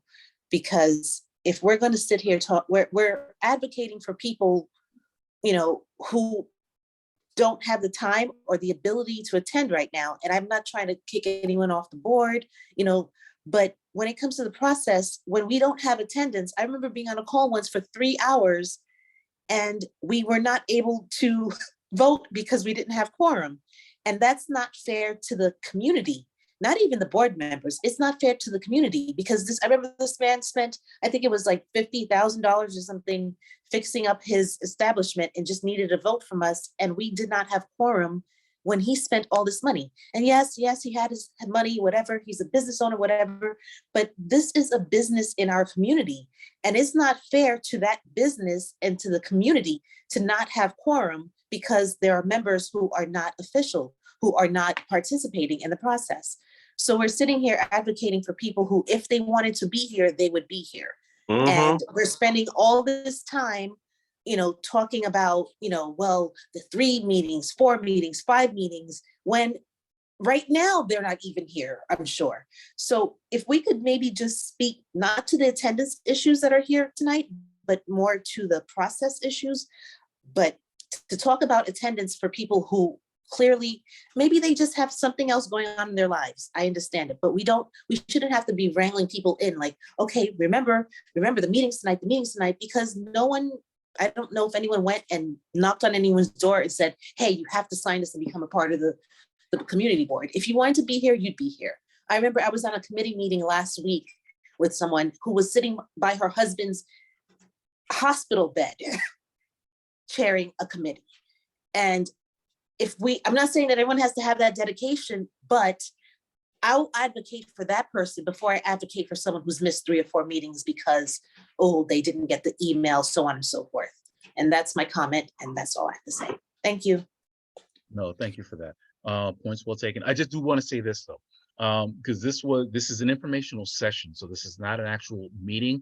This informational session was convened for the board members, so that way, if there were any questions, because I know that a lot of these things had been held on the back burner before we kind of decided on the process. So there was no requirement. There is no requirement for the quorum, and there was no requirement for board members to come.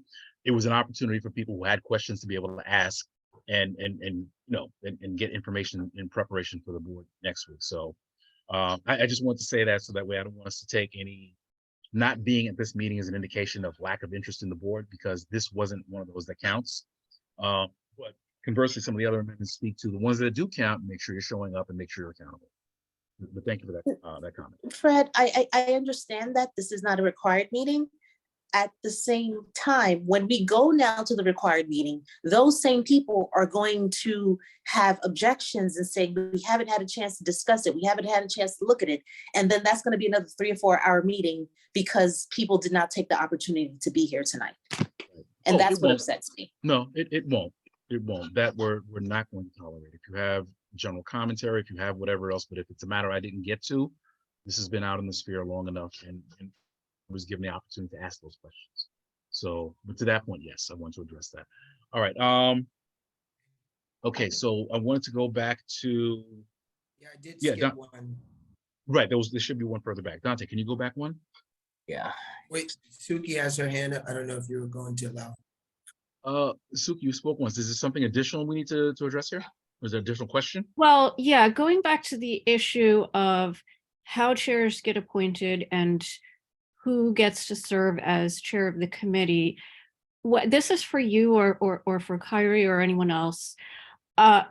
What are the powers and duties of the chair of a committee versus any other board member? Because I recall going to a training with the borough president's office at the beginning of the year where they basically said, yes, the chair has the duty to propose an agenda and to run the meeting, but they also have the duty to let every member speak. They can't really shut down debate.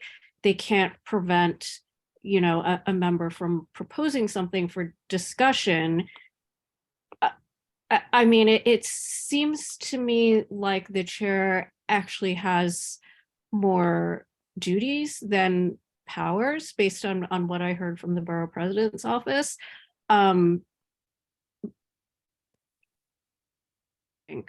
Yeah, no, that's correct. That's correct. I mean, there are more responsibilities in terms of that. So really they're responsible for setting those agendas, making sure the votes are recorded, making sure that the meeting is conducted in an orderly fashion.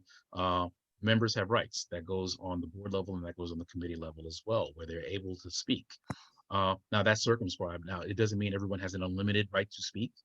By Robert's Rules of Orders, you keep it under 10 minutes and you can't speak more than twice on a particular matter.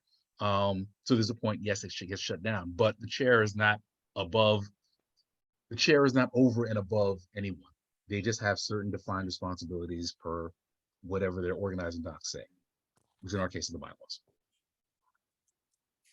Okay. All right. I just want to kind of speed it up. I know because we're getting there, but we're almost there, I think. If you can go back, Dante, there's that other Yeah. one for. Okay. You remember which, Yes. It was only one. I It's- think It's literally the one right before the one we're discussing right now, and that would be Article 12. And my apologies for skipping over this, and I think it was Teresa that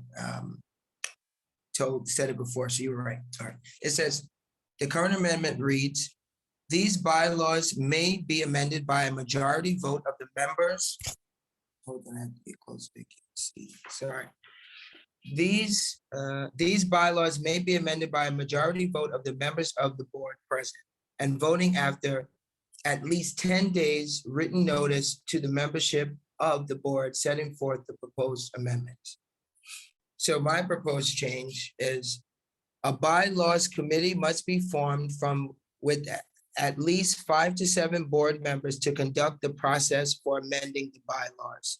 The members of the bylaw committee may be selected by the chair of the executive board and must receive a majority vote by the executive board for confirmation. The bylaws committee will present suggested amendments to the entire community board 9 at an open board meeting welcoming public participation. All amendments to these bylaws must be placed at the top of business session agenda for discussion during at least 1 month, one monthly board meeting prior to the monthly board meeting at which the vote on such amendments will be taken. Majority vote of the entire board is needed to amend bylaws. And then my reasoning is, this is the only fair and just way to conduct amendments to the community board bylaws, create a bylaws committee, and then in parentheses, I have similar to that of the nominations committee to oversee the entire process, then hold an open meeting to brief the general board and community, receive a majority vote from the entire community board to ratify amendments. And essentially the reason that I believe there should be a community board, a bylaws committee in place is because then, one, it would save all of us the time, because this has been going on since the start of this term. We've had meetings and it's been up for a great debate. So if we had an amendment stating that there needs to be a bylaws committee, those persons, of course, appointed by the chair, selected, appointed by the chair, confirmed by the executive board. These persons, we could have compiled all input and suggestions from not only community board members, from input from the community, because there are many community attendees who have offered their advice or wanted to add their word. Then we bring it before the general board and we actually have a vote added. This is why I suggested this, as opposed to just 10 days written, and the ambiguity of the language allowed for us to now waste as much time as some people say it's wasting time. I don't think it's wasting time, but we wouldn't be going through all of this right now if we actually had a committee to oversee this process. So thank you. okay, we will Any take questions? We'll get a speakers list. Ms. Westerdahl, I see you. Ms. Moses, I see you. Hold on. We're gonna move the list. Any other speakers who wish to speak, ask a question? Well, actually, and I remind everyone, please, questions. Questions about the document. If there's any ambiguity, we want to get those. The debate, the comment, you can go pro, con, whatever else. That'll happen at the meeting on Tuesday. All right. Okay, I see Ms. Westerdahl, I see Ms. Moses, I see Ms. Chung, and we're gonna close on Ms. Chung. Go ahead, Mrs. Westerdahl. Yeah, I love the idea of a bylaws committee. It would save so much time and energy and be so smart. And I have a question about the majority vote of the entire board. Would that be a majority of people in attendance, and would it be 50% or more? That was actually a very good question. I didn't write it down. I would say majority, same how we hold votes now. we look for quorum, so I would suggest it would be quorum. But definitely at least 50% or more have to be in attendance. Okay, thank you. Okay, Ms. Moses? Thank you. Okay, am I understanding you correctly that you want people from the community to be on the bylaws committee? Is that what you're saying? No, that's not what I said, Ms. Moses, and Okay, so like you said, explain Okay, to hold on. me. She's just asking a I'm question. asking you, maybe I misunderstood you. so what did you misunderstand, Ms. Moses? I don't understand. In terms of the bylaw committee, who are you Okay, so- talking about in terms of being on the committee? Are you talking about community people or are you talking about members of the board? Who are you talking about? Again, thank you, Ms. Moses, and I Mhm. love your passion when you're speaking over here. I'm definitely talking about the members who are part of the community board already, from appointed members. So members just like you, myself, and yeah. So we would form, just like we did on the nominations committee last year, when we had to do nominations. It's a special committee that was formed. Members were appointed by the chair of the board, which is Fred at the time. I, along with other members, were appointed onto the nominations committee.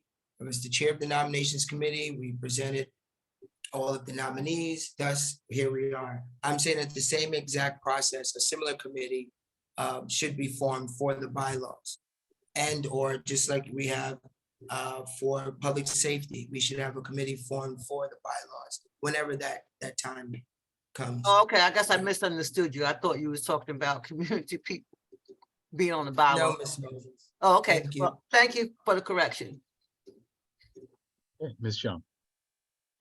As I read it, under the current rules, any board member can propose an amendment to the bylaws as to the rest of the board, and the whole board can vote on it, and as long as they give 10 days written notice. Would your amendment continue to allow that, or would it require that all amendments go through a bylaws committee that is appointed Okay. only by the executive board? Okay, so thank you for that. So as it reads, what I thought the process here was that we have what's written, and then we propose what we would like to change about it, right? So I did not include the voting of 10 days there, but I do hear a question. I would actually like to amend what I suggested, just to state that everyone still, any board member has that ability to suggest a change, but that change would also be reviewed by the bylaws committee. And the reason that I believe that I wanted us to have a bylaws committee is because this is something that we've been discussing since last year, actually the year before. And the way in which, the manner in which the suggestions first came out, you know, from Fred's changes or suggestions, and then allowing us to submit our opinions via email and all of this stuff, I don't agree with at all. I don't think that it was a proper way to give everyone time and the understanding. So for that reason, anybody on a rolling concern that may want to update the bylaws, they could send it over to the bylaws committee. And it could be reviewed and or directly to the board, the executive committee, and then I guess we can form, just like we would do for special nomination, or for nominations, we will form a bylaws committee to review that and present it to the board for a vote. Okay, so it wouldn't be sort of the open process it is now, where like at the general meeting, I could show up to the general meeting with a proposal as long as I've let everybody know 10 days before. Okay, so Suki, that's how it is in writing, but that's not what we've been going. If that were the case, then we wouldn't be here. And if based on your question, if that were the case, we would not be here on this meeting. We wouldn't have discussed this for the last few months and last year. Fred could have suggested his how many of these changes? 14 changes. I could have suggested my 3, and we would have been voting on it that way. If that were the case, I don't believe we would be sitting. I mean, here as right now. as a practical matter, I understand you're giving it much more than 10 days, but what I mean is, I'm like, just who's not the sure. gatekeeper? I guess the thrust of my question is, who gets to be the gatekeeper for what changes are proposed to the members and heard by the members? So the gatekeeper would be, there is no gatekeeper. It would be the committee, it would be the gatekeeper. Everyone still, anyone who's a member of the board, in my understanding, maybe it doesn't read this way, but I'm willing to amend it. Okay, Anyone on the board can submit their change, and their change will be reviewed by the bylaws committee, which will then present it to the board, and we would vote on it, just like we did for the nominations committee or any okay, other special. okay. All right, thanks. You're welcome. Okay, actually, I do have a question along those lines then. So if, okay, so does the in terms of the review, what does the bylaws committee that you're proposing do? So it reviews it. If they find they don't like the bylaws amendment, what happens? Or they're not comfortable? Well, again, it's not what the bylaws committee finds that they don't like or they do like. Essentially, what they would do is allow a chance or a process, develop a fair process for submitting the information, right? So the way that we're going about it, let's not forget how we all got to this point, this meeting, this special meeting, or this information session about the bylaws, because at first, some folks were allowed to submit their changes, emails were sent, then weeks later, everyone was allowed to submit, and then there was something formed. So my suggestion, after experiencing all of this stuff, is that a bylaws committee should be formed based on the members of the community board already, to review all changes that are submitted. But everyone has the ability to give a change.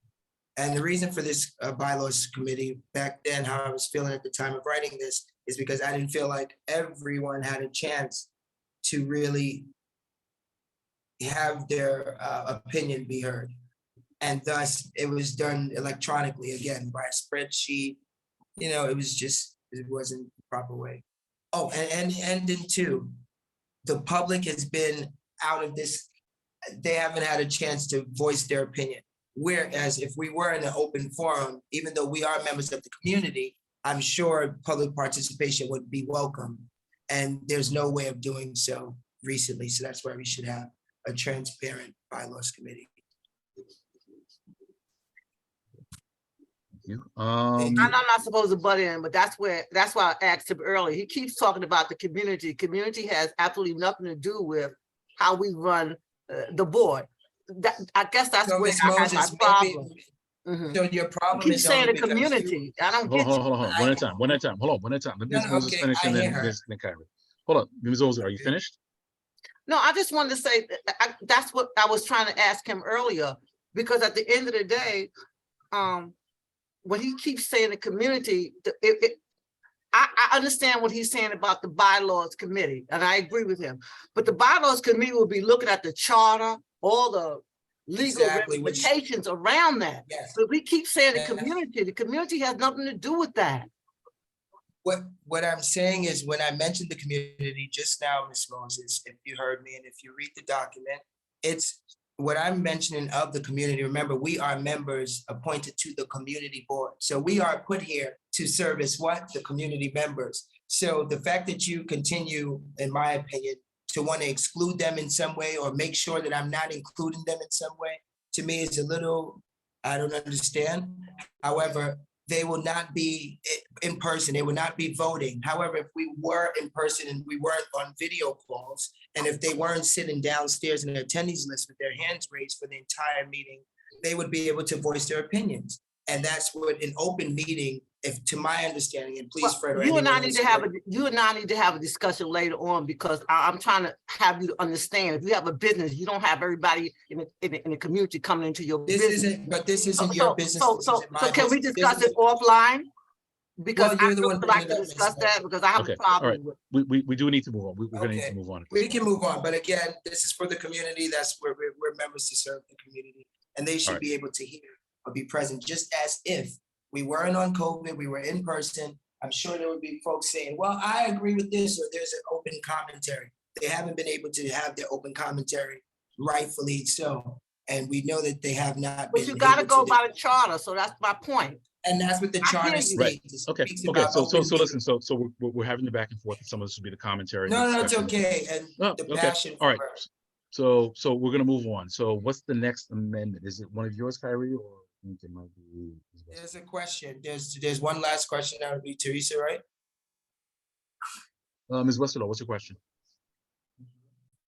Yeah, I just wanted to see this committee would be having community members. Question, not attend. comments. Question, what is the question? So we are here to serve the community, correct?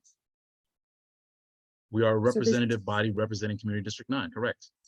So will the community members come to the bylaws committee and be able to talk? Yes or no? If they have a meeting scheduled with the bylaws committee, it is an open meeting as per open meetings law. So they are allowed to go there, and there are different prescriptions in terms of what's required in terms of public commentary and everything else. But otherwise, all CB9 meetings are held in accordance with open meetings law. So that's what I meant by the community we're supposed to see. Maybe Fred so eloquently explained what I was just saying, just so that they can know that they have the opportunity to be present if they like. That's the involvement I meant. They're with the community. present now, and they're present now. So let's be very clear. They are present. Can we hear and them I say think- anything? No. Yeah. And here's the thing. No. And Um, there's case law, there's all kinds of stuff, and there have been notices sent out about that.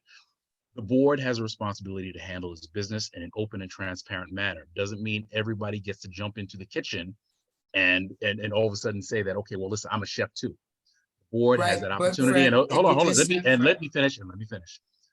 And we Sure, but- operate, and hold on, and let me finish. Mhm. And we operate open and transparently, and in those circumstances, and I think as a board, we operate very much in terms of people are encouraged to participate in committees.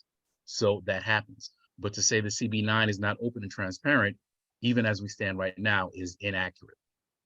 So, So, but let's do this. Is this a final point with regards to this? okay, Otherwise, I so would like Fred, to move this on. is We the can come back part to it. where, this is the only thing, this is why I believe Teresa earlier. When you sat here for about 10 to 20 minutes explaining every one of your points. You spoke back whenever anyone has spoke to you. I have literally 3. It's as if I cannot get my points back across or speak back to other folks. When Teresa just went to say something or a statement, you didn't say anything. Ms. Moses all day throughout the whole time has just been giving her opinions very passionately, and not once have you told her to reserve it just for commentation. This is my turn. This is a suggestion that I made. Right. And a moment ago, I just want to say this back to you because you're speaking to my point. A moment ago, you just stated that it's open for the public and based on, in accordance with the charter, that the public should be able to, they should have the ability to be in attendance, right? And that there would be a public commentary portion along those meetings, like we have in every meeting. So That's not Not totally accurate. necessarily, but There's not totally is accurate. Let me there- continue.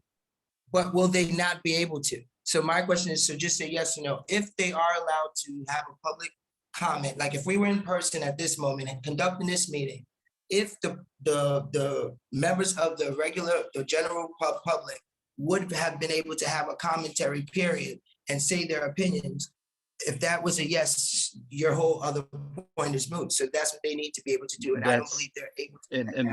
that and what you're saying is nothing inconsistent with what we do as practice, is the point I'm making. I'm okay, talking but, about right now.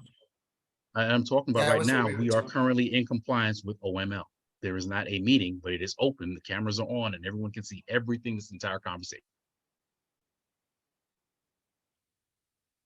I just So, look forward to hearing their opinions as well. Thank you very much. Thank Okay. Is there another, hold on, was there another one? Just so we can make sure we get through these as well. Members shall diligently, I can't see them. Who's the author of this one? You, Fred, your name is there. Members shall diligently. Fred, back to you. Okay, all right, so currently, okay, I get it now. Members shall diligently attend and participate in all meetings of the board and shall serve on at least one committee and shall regularly attend and participate in such committee. The change being offered here is that same first paragraph, but what we're trying to do is define what is attendance and participation. And I think this is something that came up way earlier in the conversation. log in, leave the meeting, and I go cook dinner and everything else and 5 other things. I missed every vote, but I was logged in. Is that participation? That is not something in the spirit. Or if I was there early, is that considered part of participation? I think there's a challenge with that as well. So what this is doing, hold on 1 second, turn off because it sounds like, looks like my internet might be slow. Pardon me that I'm off camera for a second. But what this is doing is basically defining what is attendance. And it allows for different levels of attendance that we can kind of quantify and measure on a basis. So part A of that, presence at roll call and the last vote of the board committee meeting will constitute full attendance. So if they call the roll, I'm here. Last vote is taken, I'm here. The assumption is you were here for, for all that entire meeting, so you get full credit for being present at that meeting. Now, a member missing either the roll call or the last vote will be given only partial credit, 50% for the calculation of satisfactory attendance. So if you're not there for the end, we're not going to assume you were there for 3/4, you get 50% attendance. If you were late and missed roll call, then you are going, it's assumed that you missed some significant portion of the meeting. You get 50% attendance because you were there for the last one. Full participation is being defined as a recorded vote for a member for all the voting items that are convened. The reason why the members are here is because we need to make decisions on things. Those decisions are made by the votes of the members. So what we're doing here is creating a metric to measure, are we really participating? Are we just logged in? Are we sitting in there? Are we, if we were in person, are we, okay, we came in, roll call, I went out, made 17 phone calls, and then I came in for, for the final vote and everything, but there's nothing in between. So how do we measure participation that way? And then we say that last piece is a member missing recorded votes or any missing voting, you get partial credit. So, I mean, if there were 10 votes and you were there for 8, okay, 80% participation. If there were 10 votes and you were there for 10, you were there for the entire thing, you sat through and you did what you needed to do. But this going again to part of that whole idea of being able to vet people and kind of measure apples to apples in terms of what is a participation. So not even just somebody was there for 10 meetings, but somebody was there for 10 meetings and participated in every vote and made sure it was recorded. Making sure that when the roll call was there, we're present on time and ready to do the business. Making sure that they're staying through to the end to make sure that the agenda is complete. So that is the spirit in which those are proposed in terms of it creates new metrics for us to measure attendance and participation. So at this time, I will take questions. We'll create a speakers list. Let's see if this can. All right. I see Ms. Chung. I see Ms. Moses. Are there any other questions? If you can use the hands up function, are there any questions? Okay, seeing none, Ms. Chung, Ms. Moses, and we close on Ms. Moses. Go ahead, Ms. Chung. So I understand why you want to do this, and I've definitely had the experience that I felt members of my community were hurt by not being able to make quorum and people not showing up and not voting. But at the same time, we regularly have meetings that go on until 10 o'clock at night, and new members are especially complaining. And, I often feel like I can't blame people for dropping off at the end.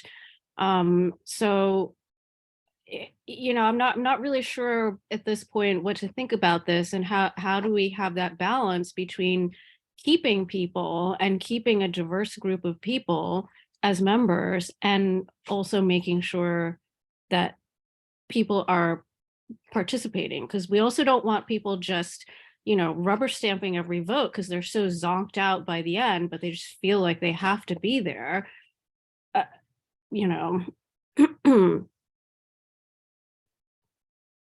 Okay, noted. I mean, I think the thing, the only thing, the response I would have, well, actually, let me not respond. Noted. Ms. Moses. Okay, I guess I just wanted to make a statement. So let's just say you say our meetings are from 7 to 9. At the end of the day, if you want some votes, to me, the vote should be between those hours, and anything afterwards is people just hanging out to be there. Because to me, as the chair, you have to be accountable for your time. And if you need votes, to me, the people are have their time only for those amount of hours to vote. So maybe they have babysitters or whatever they have. So I just think that, I agree with you saying in terms of accountability, but I think that it's up to the chairperson to make sure that if you want votes, then do it early. And so that you'll have all of your members there, and anyone that's hanging out later on like I do, then that's good. But accountability and time is very, very important to other people. No, absolutely you. agreed. And I think it speaks to, just very briefly, I think it speaks to the, the expectations as well. The expectations, and I think just behaviors as board members in terms of, we need to get much better about, let's be quick to the point, get it done, and that's it. We don't need to go on and on and on ad nauseum about something, and there is a time limit to things. I think I bear some responsibility, but also I think it's also the responsibility where we don't need to say everything. We don't need to always ditto 10 times. If it's been said, move on, get the vote going. And I think that what we're seeing here is, for a lot of these amendments, it's about get to the business, let's get it done. Let's not waste time on things we don't have to waste time on. And maybe that's what the spirit as well.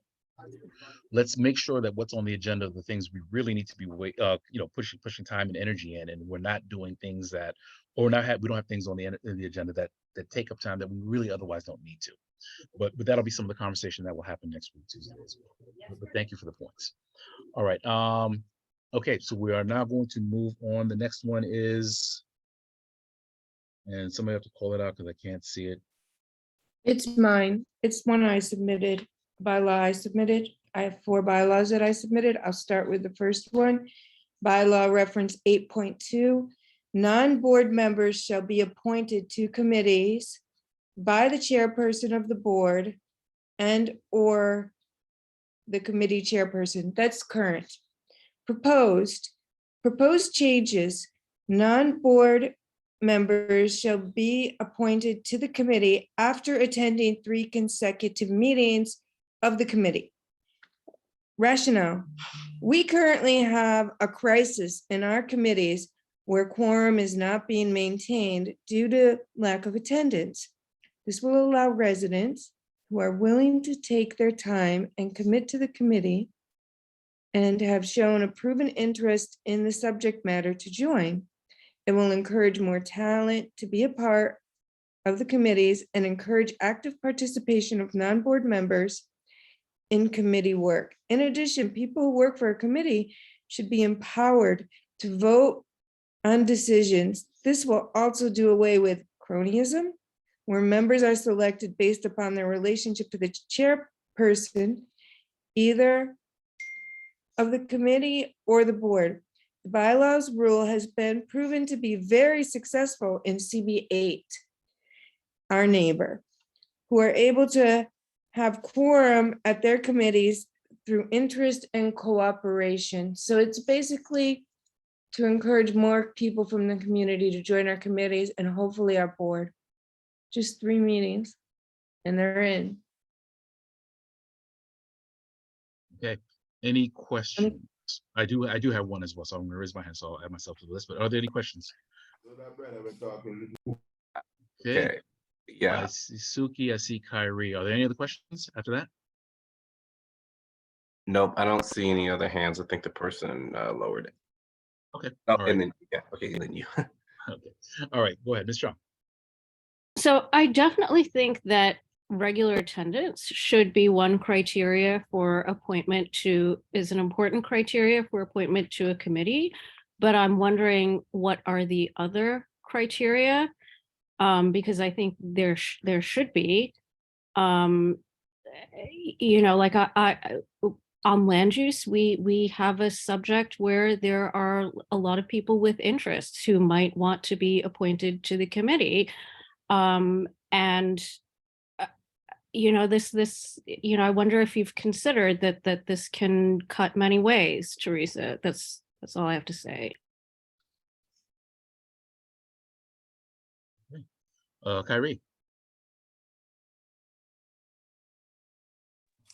Well, I'm sorry. So, I'm sorry, Suki. So you had a question that you wanted Mrs. Westerdahl to respond? So I guess both for you and for Teresa, in addition to attendance, what are the other criteria that are considered for appointment to committee membership, other than just, you know, some random person shows up for 3 meetings and you're on? Because we certainly have other criteria for appointment to be a community board member, a full member.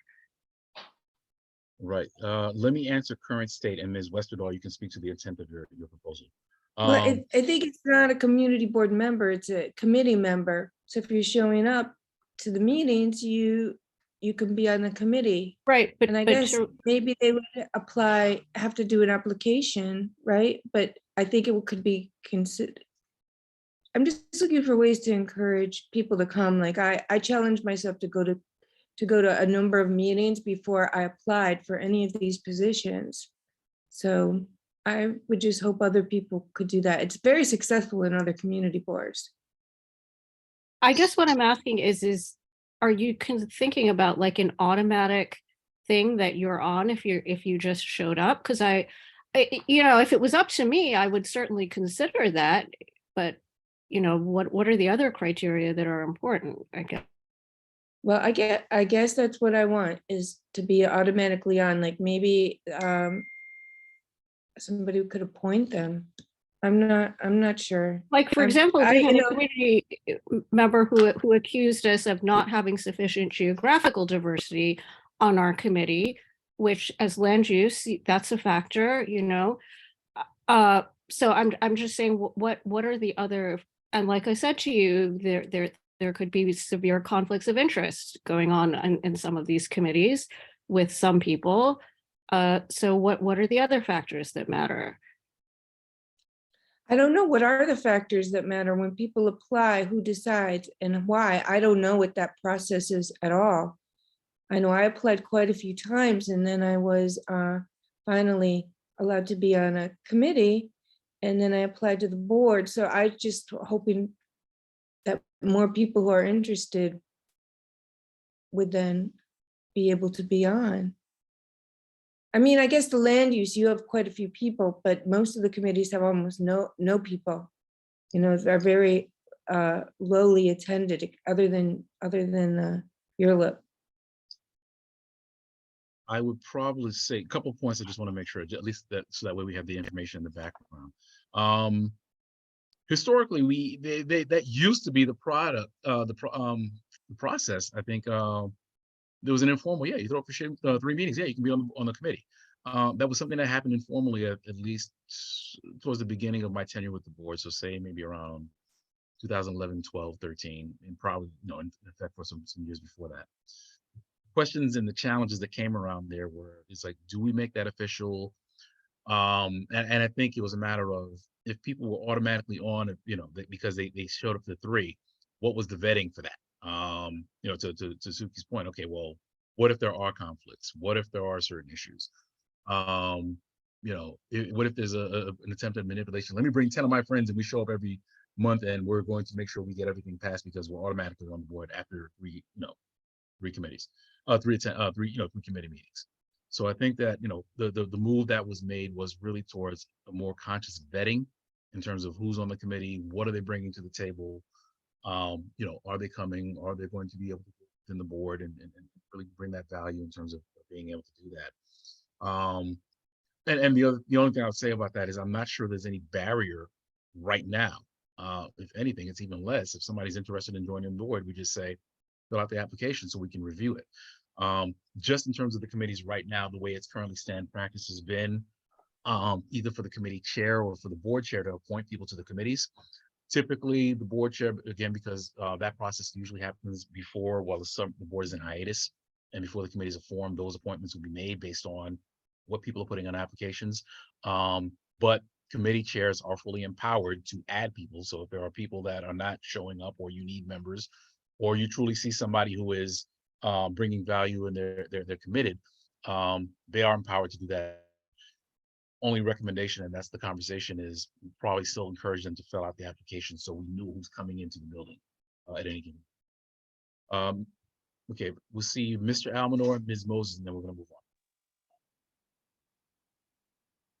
on. The point I wanted to make is that it's not simply, it shouldn't be just automatic.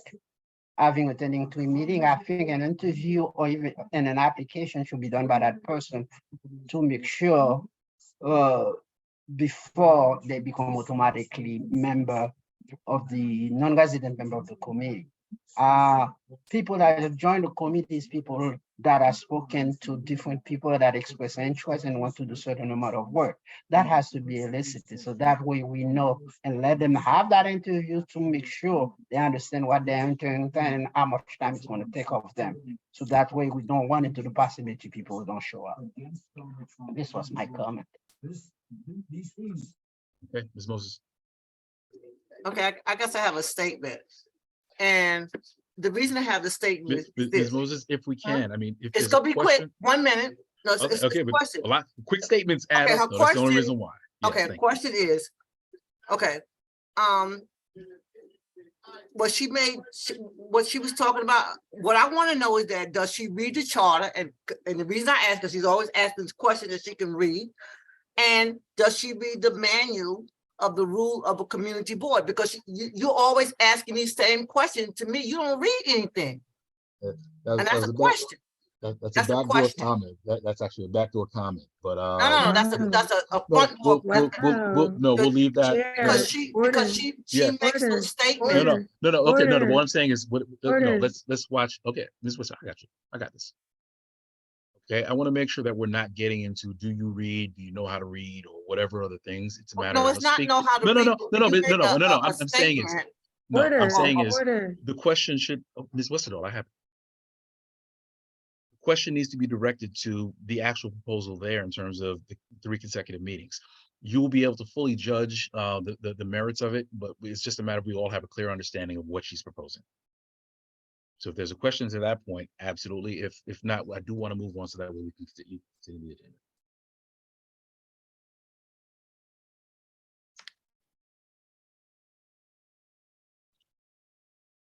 Okay. Am I ready for the next one? I think that was the last question we had. So I think, yeah, we're ready to go on to the next item. Go ahead. Okay, bylaw 8.2. The committee chairperson shall be appointed.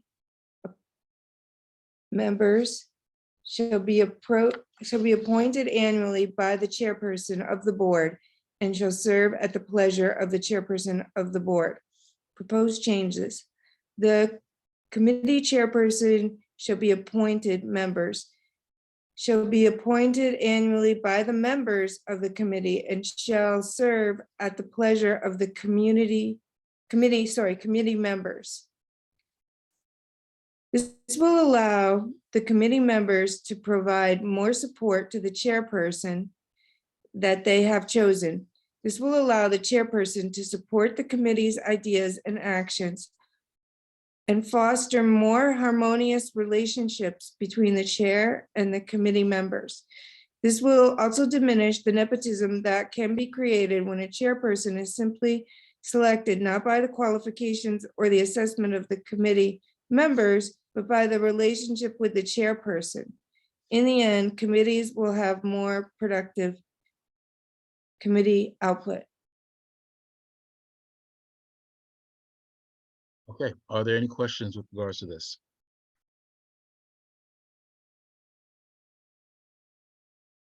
Ms. Moses, is your hand up? Is this It's the still from the same last one, or you question. had a question? I don't understand, I don't understand why she's asking the question, and I'm talking directly to the person. Because to me, if you would read the charter and the rules of the community board, you'll have your answer. I don't understand why she doesn't do that. And I'm asking her specifically. Okay, and that's the thing. It's not a dialogue back and forth. That question can be asked during debate next meeting. No, I don't want to debate her, but my point is that when But you. that's the thing. You're asking her if No, she's no, done no. that. It's a But question. She's attacking. It's a Chair question. It order. doesn't, right, but. You should be able to okay, answer Ms. the Westerdahl. question. It's not a debate. Order. She has given her perspective on this, and these are the proposed changes she's making. And so We- I asked the question. And the full board, well, here's the thing. I'm No, not sure no, the no. question's worth No, asking. my The full point, I don't board want to will make argue a with you. My determination. point is I asked her a question. So she should be able to answer the question because she already put what in front of us. She should be able to answer the question, and she has not answered the question yet. What's the question? I'm taking questions pertaining to the proposals.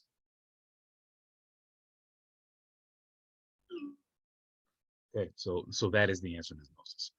All right, I do have some information, well, actually. And I did read the charter. I did read the charter. I have read the charter. Okay. All right, couple of points of information with respect to this. And if it goes against the charter, could you be precise in where it goes against the charter and the exact charter point that it goes against, if that's true? And please send that to me, or send it to the board and I'll send it to me. This is why I wanted actually to have a bylaws committee, because maybe I don't get something, maybe something's wrong. You know, that's why we're here to talk about it. And Well, if it's like an accusation rather than, you know, but like, to the point made, we're not I'm here being to. attacked, and rather than, you know, just talk about it and be like, this is in the charter, Teresa, and this is why And- it's not okay, you know, because I and don't point see that, taken. and I've read the charter. Right, and And the I'm point not is so taken, good on and these that is, personal and that attacks. will be the debate that happens. So if there are differences of opinion, people are gonna vote which way they see the charter, the way it's viewed. Okay, the questions that I do have, actually, I think it's for the two of them. I think in one part of it, about the aspect of cronyism, I'm not sure, you know, how do you anticipate there's cronyism in terms of how are you measuring cronyism in terms of the process of being selected to chairs or you know, to committees or chairs? Where are you seeing that currently? Or nepotism in terms of that as well? Well, I don't see a lot of new people becoming chairs. Like, I think Curry wanted to be chair of some committees, and he wasn't permitted to do that. That's a And then separate conversation. there was no chair. That's, you know.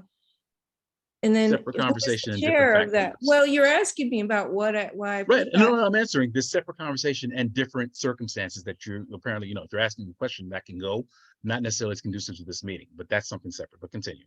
So nepotism and I cronyism. think it's a valid question. Okay, and Still not for this meeting, but thank you. okay, I mean, it's, you know, that,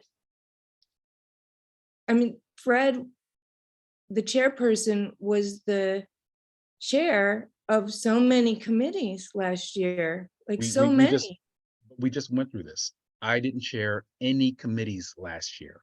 I ad hoc chaired 2 meetings, 3 meetings. That's all.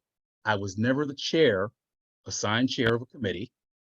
I guided a committee through 2 or 3 meetings, or 2 or 3 committees through 2 or 3 meetings, after which chairs were appointed. So I say that to say, let's make sure we stay informational and factual. And you can check the minutes and you can check records on that. That we can definitely verify, and we'll send you the, you know, whatever records we have with All that. right, in I terms of really that. don't want to argue, but, you know, Okay. I would No, like no, it's not an to- argument. I just want to make sure we're factual. It's a factual conversation. That's the only thing with that. And I guess really the only thing I wanted to do is just so that way I better understand where there's a perception of cronyism or nepotism in terms of you got to cozy up to the chair to get something, because I think the data shows, and we're very clear, and that'll demonstrate that, you know what, when people ask to be on the committees, the board has been very good about trying to accommodate those things. I think we usually have almost the entire people who respond to anything. Yeah, I mean, it's really almost everyone who responds to the surveys gets a committee in their first 3 choices. So there's not a nepotism there. People ask for what they want and they get something usually very close to what they want. Usually very high percentages get their first, another very high percentage gets their second, and sometimes due to the needs of the Fred, I board, thought you said people that get we their were thirds. going to move on and hold all of this. for, And I'm uh, giving the information just to make sure that we are very clear in terms of what's being No, because perceived it's as not all factual in my opinion. no, no. because Oh, well, I can give you the Not numbers. everybody Yeah, I that's. agree. I will, the survey. I will make sure the numbers are provided. I'm giving the information now, So- but I'll provide the numbers for next No, week. that's fine. All I ask, and I must interject here, all I ask is that when you tell everyone else, okay, that we need to reserve commentary, because Lord knows I would like to say so much. And I've been waiting, but then I watch you interrupt Teresa, just like you did me on my turn to go. and then tell her, no, wait until next term. We can't discuss this. It's a separate matter. And then you give a slew of reasons, or like you said, informations and facts, and you continue. So what's good for the goose is good for the gander. And thank you. So Yeah, we all what's gonna good for stop. Greece We and need to Gander is stop. that the board has information, and that's the process we're doing here. But with that being It's just said, like a Suki, lot of, you know, Suki, I one do see person you. talking. Suki, I do see you have your hand up. Is the question for this or Yes, I have an actual question. yes? Are there any other community boards who do things this way? Who allow the chairpersons of committees to be appointed by the members? I don't know. Ms. Wester, I'll allow you to, you know, in your experience, have you seen another board who does it that way, or? I'm not sure about that. Okay. Yeah, then. Other boards definitely let people attend and then become members very easily. Fair enough. All right. Okay. So I think we'll go on to your next point. Let's go to the next proposal. Okay, so bylaws reference 8.2. When there is a vacancy in a committee, chairpersonship, or when a chairperson and the vice chairperson, if any of the committee, will be unavailable to conduct a meeting or hearing, the chairperson of the board, in his or her discretion, may appoint any member of such committee or any member of the board's executive committee to conduct or on an ad hoc basis, a scheduled meeting of such committee. Okay, so here's the proposed. That was the current. When there is a vacancy in committee chairpersonship, or when the chairpersonship and vice person, if any of a committee, will be unavailable to conduct a meeting or hearing, the members of the committee may appoint any member of the committee or any member of the board's executive committee to conduct or on an ad hoc basis, a scheduled meeting of such a committee. Okay, that's a proposed. Now here's the rationale. This would support the previous changes of allowing committee members to decide who will lead them. This will eliminate the need for a chairperson of the board to step in and conduct the duties of a committee chairperson. This will also foster more transparency and allow for these temporary roles to be done quickly without time delays. Okay, thank you. At this time, we'll take questions for this proposal. Please use the raise hand function. We'll recognize you. We'll create a speaker's list.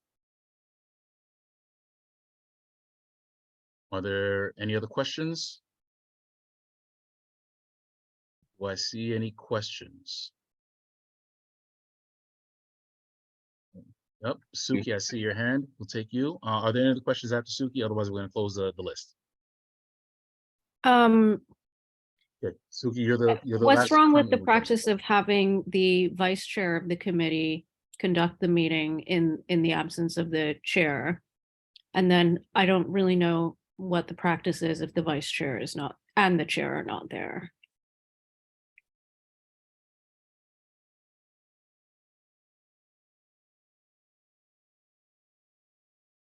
I'm sorry, did I miss it? Was that for me or was that for Teresa?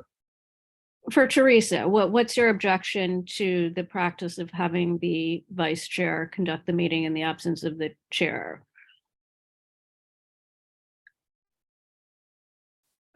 I think the vice chair could, right? Yeah, I think Ms. Westerdahl has that, the But vice not- chair, if there's a vacancy, or when the chairperson, vice chair.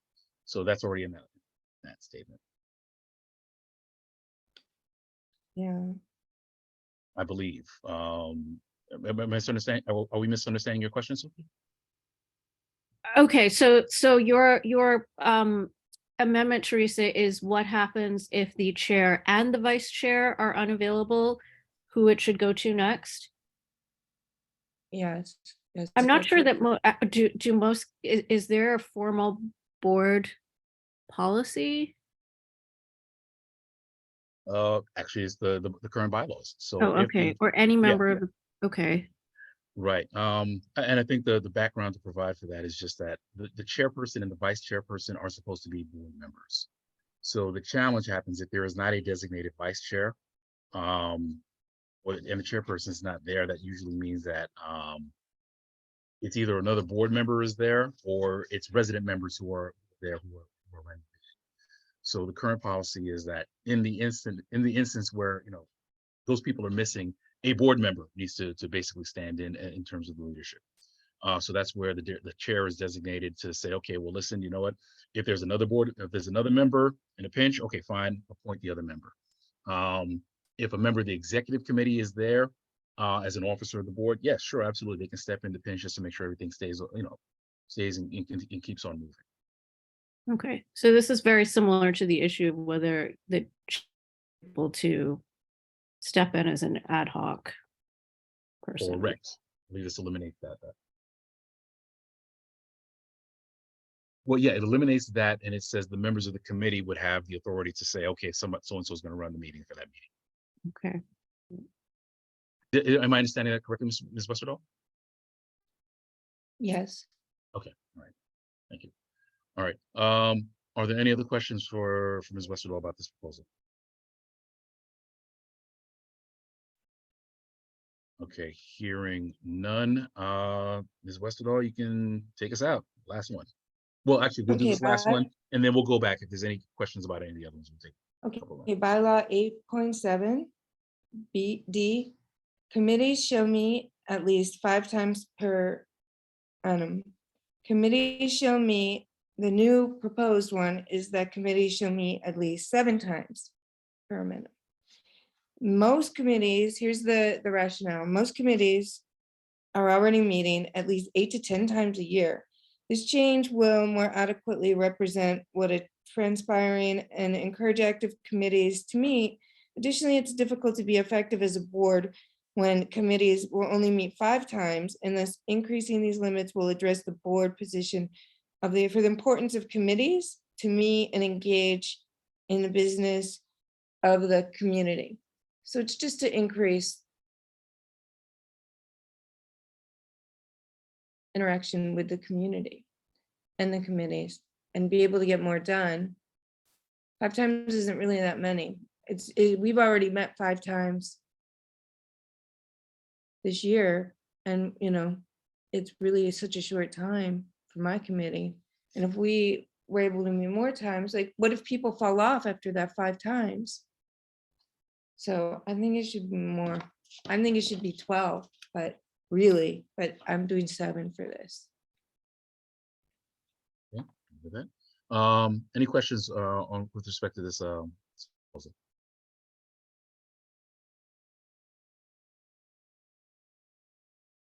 Do we have any questions with this proposal?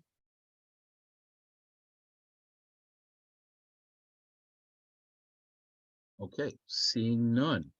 All right, so we've reached the end. So questions have been asked with respect to all the proposals that have been given out. I think that there are a couple of them that I think we've identified where there need to be some text changes for clarity. So I would ask for who the makers are of those motions, those proposals, to make sure that that gets to the district office so we can get that list updated and given out too, so we can make sure that the latest and greatest version goes out with corrections. All right, at this time, so now that we've gone through, are there any questions about any of the proposals that we've done previously that people want to go back to that they've had a chance to think about?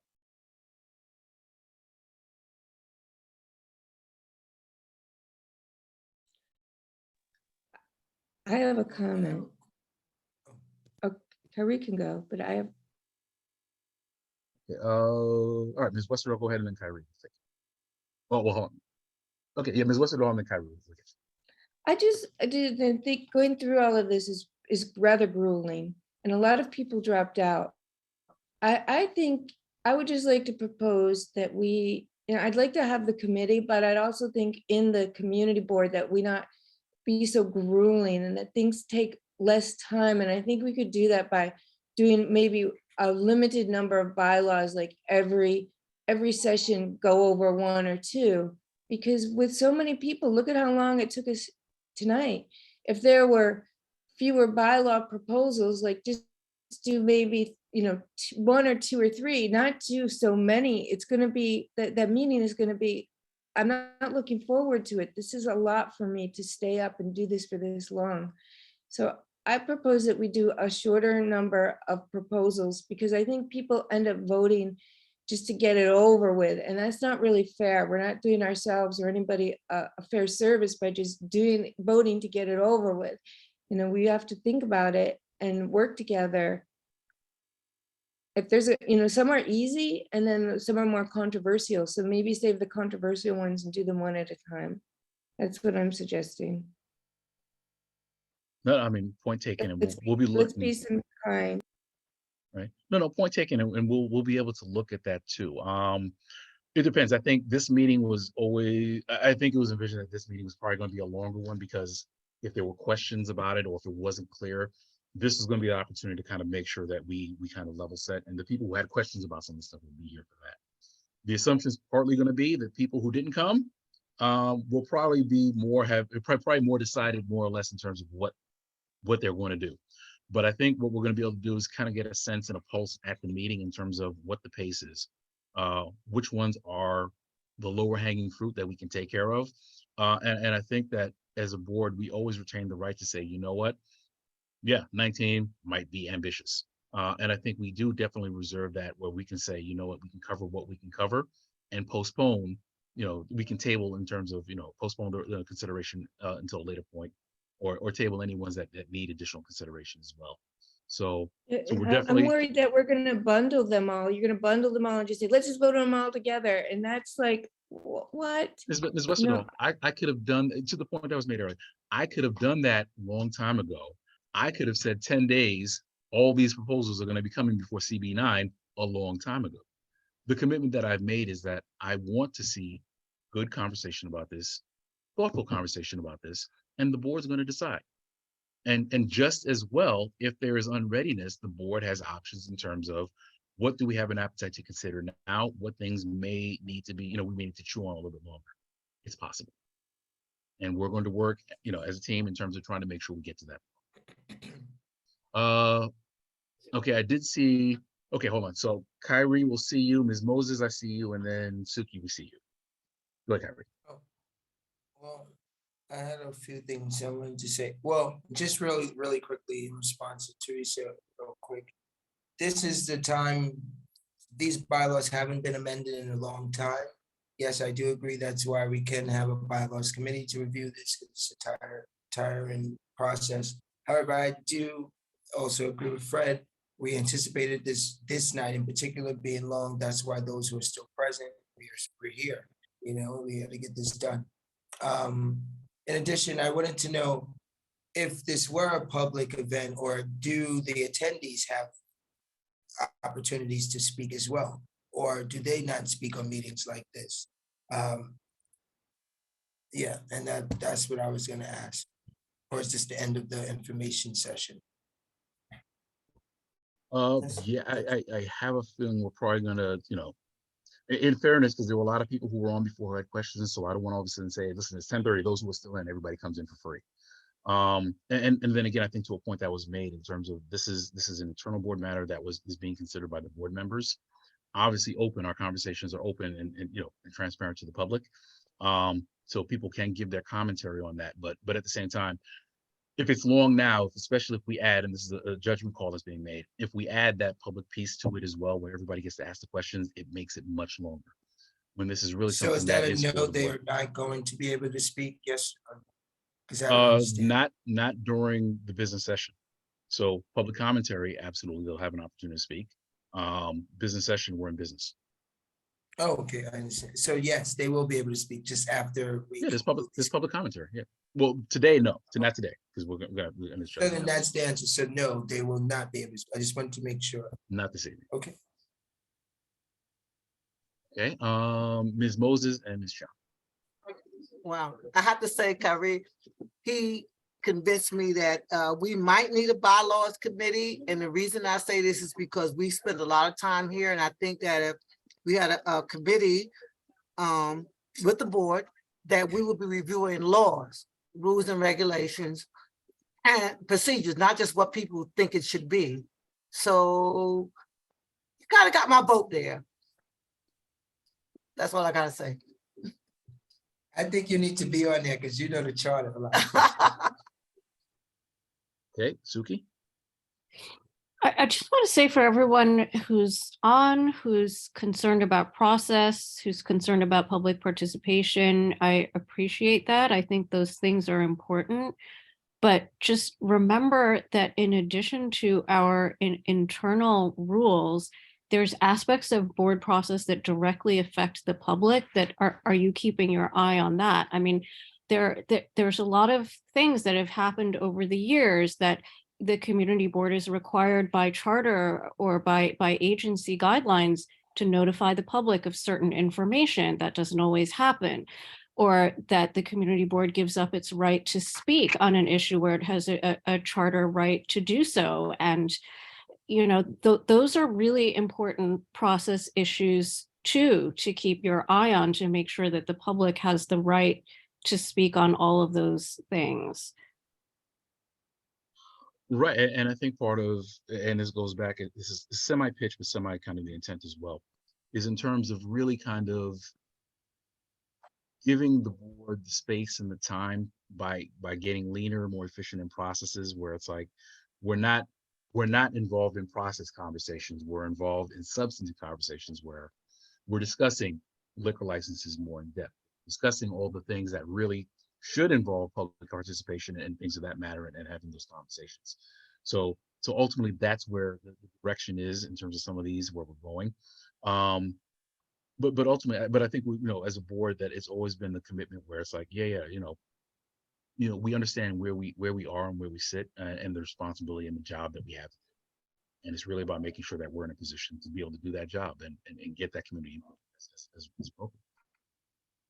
And you have more people come. I mean, I'd really like to have some sessions on brainstorming and getting more people involved.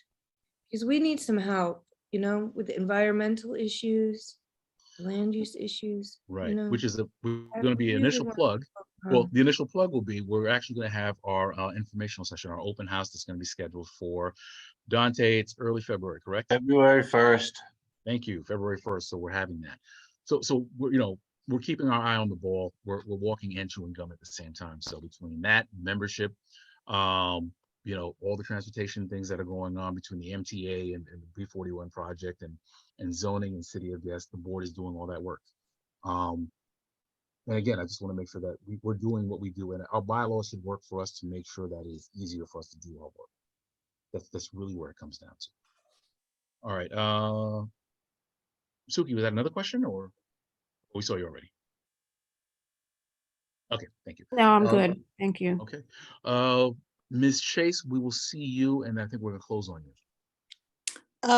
This is pretty quick. So my first question is whether or not, and I think the answer is that we voted against a bylaws committee, but I can't quite remember that. So I just want to see if we can have some clarification around that so we know how we're moving forward.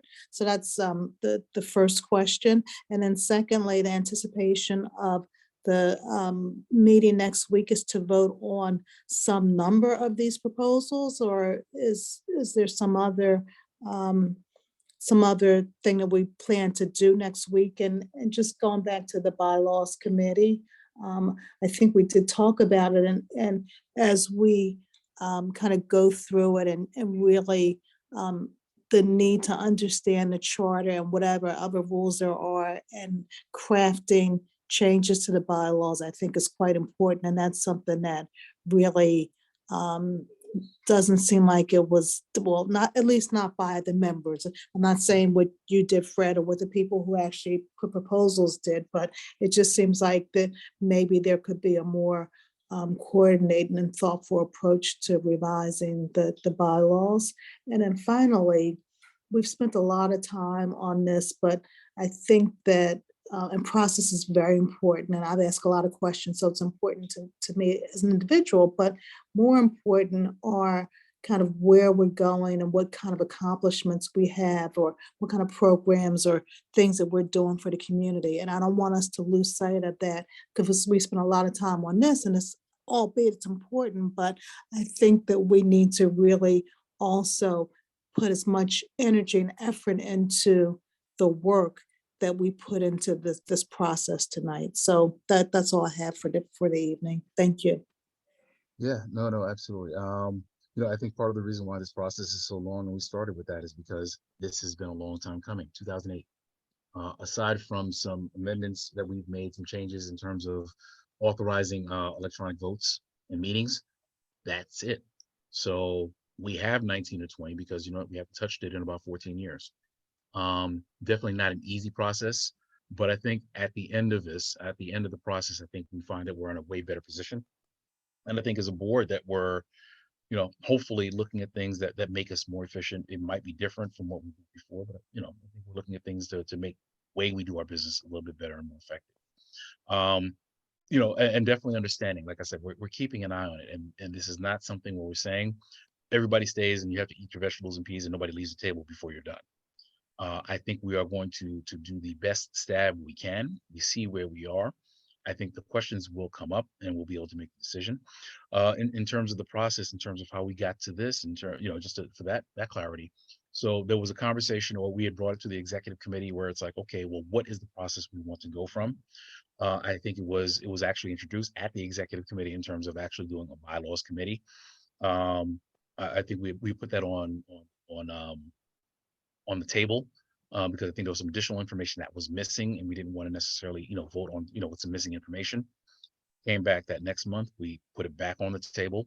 The exec committee at that time voted. It's probably not, because I think by that point, especially, we had a very critical mass in terms of changes. And in terms of from viewing from what, the energy was we were getting and from the comments we were getting, we felt that we hit a lot of the big questions. Not to saying we hit the answers, but we touched a lot of the big questions. And again, I think looking at what we have to do, I think that's part of the reason why we're saying, do we want to spend that time and energy in the bylaws committee, or do we just make a decision? Are we good with what's here, good where we are, or is there a better way to do things? So, and those will be some of the questions that we'll answer over, starting in January, and we see where we go from there, how many we're able to answer. Okay, but with that being said, and I do want to say that from this perspective, in terms of from the charter perspective, that is fully the conversation that has been had with the law department, and really we're coming away from that where, as a board, as a representative body, as a city agency, we have a lot of discretion in terms of the way we do these things. So there are multiple ways to skin the proverbial cat that are within our toolkit that we can use, and that we see in some of these proposals. So from that perspective, we are in a very good position. I think that most of the things are not necessarily total light years out there where it's like it's totally beyond what anybody's doing in the city or consistent with city government. So I think we're in a good position for the conversations I've had with legal counsel. All right. So with that, I will leave it at that. I want to thank everyone for hanging in tough. We will talk next week, Tuesday. We will see how far we get, but I thank everyone for your participation in this process and for staying all the way through and for your passion in terms of making sure you're coming in, thinking about this stuff. All right. Thank you. Okay. Good night. Good night, everyone. See you next week. Thank you. Good night. Good night. Good night. job.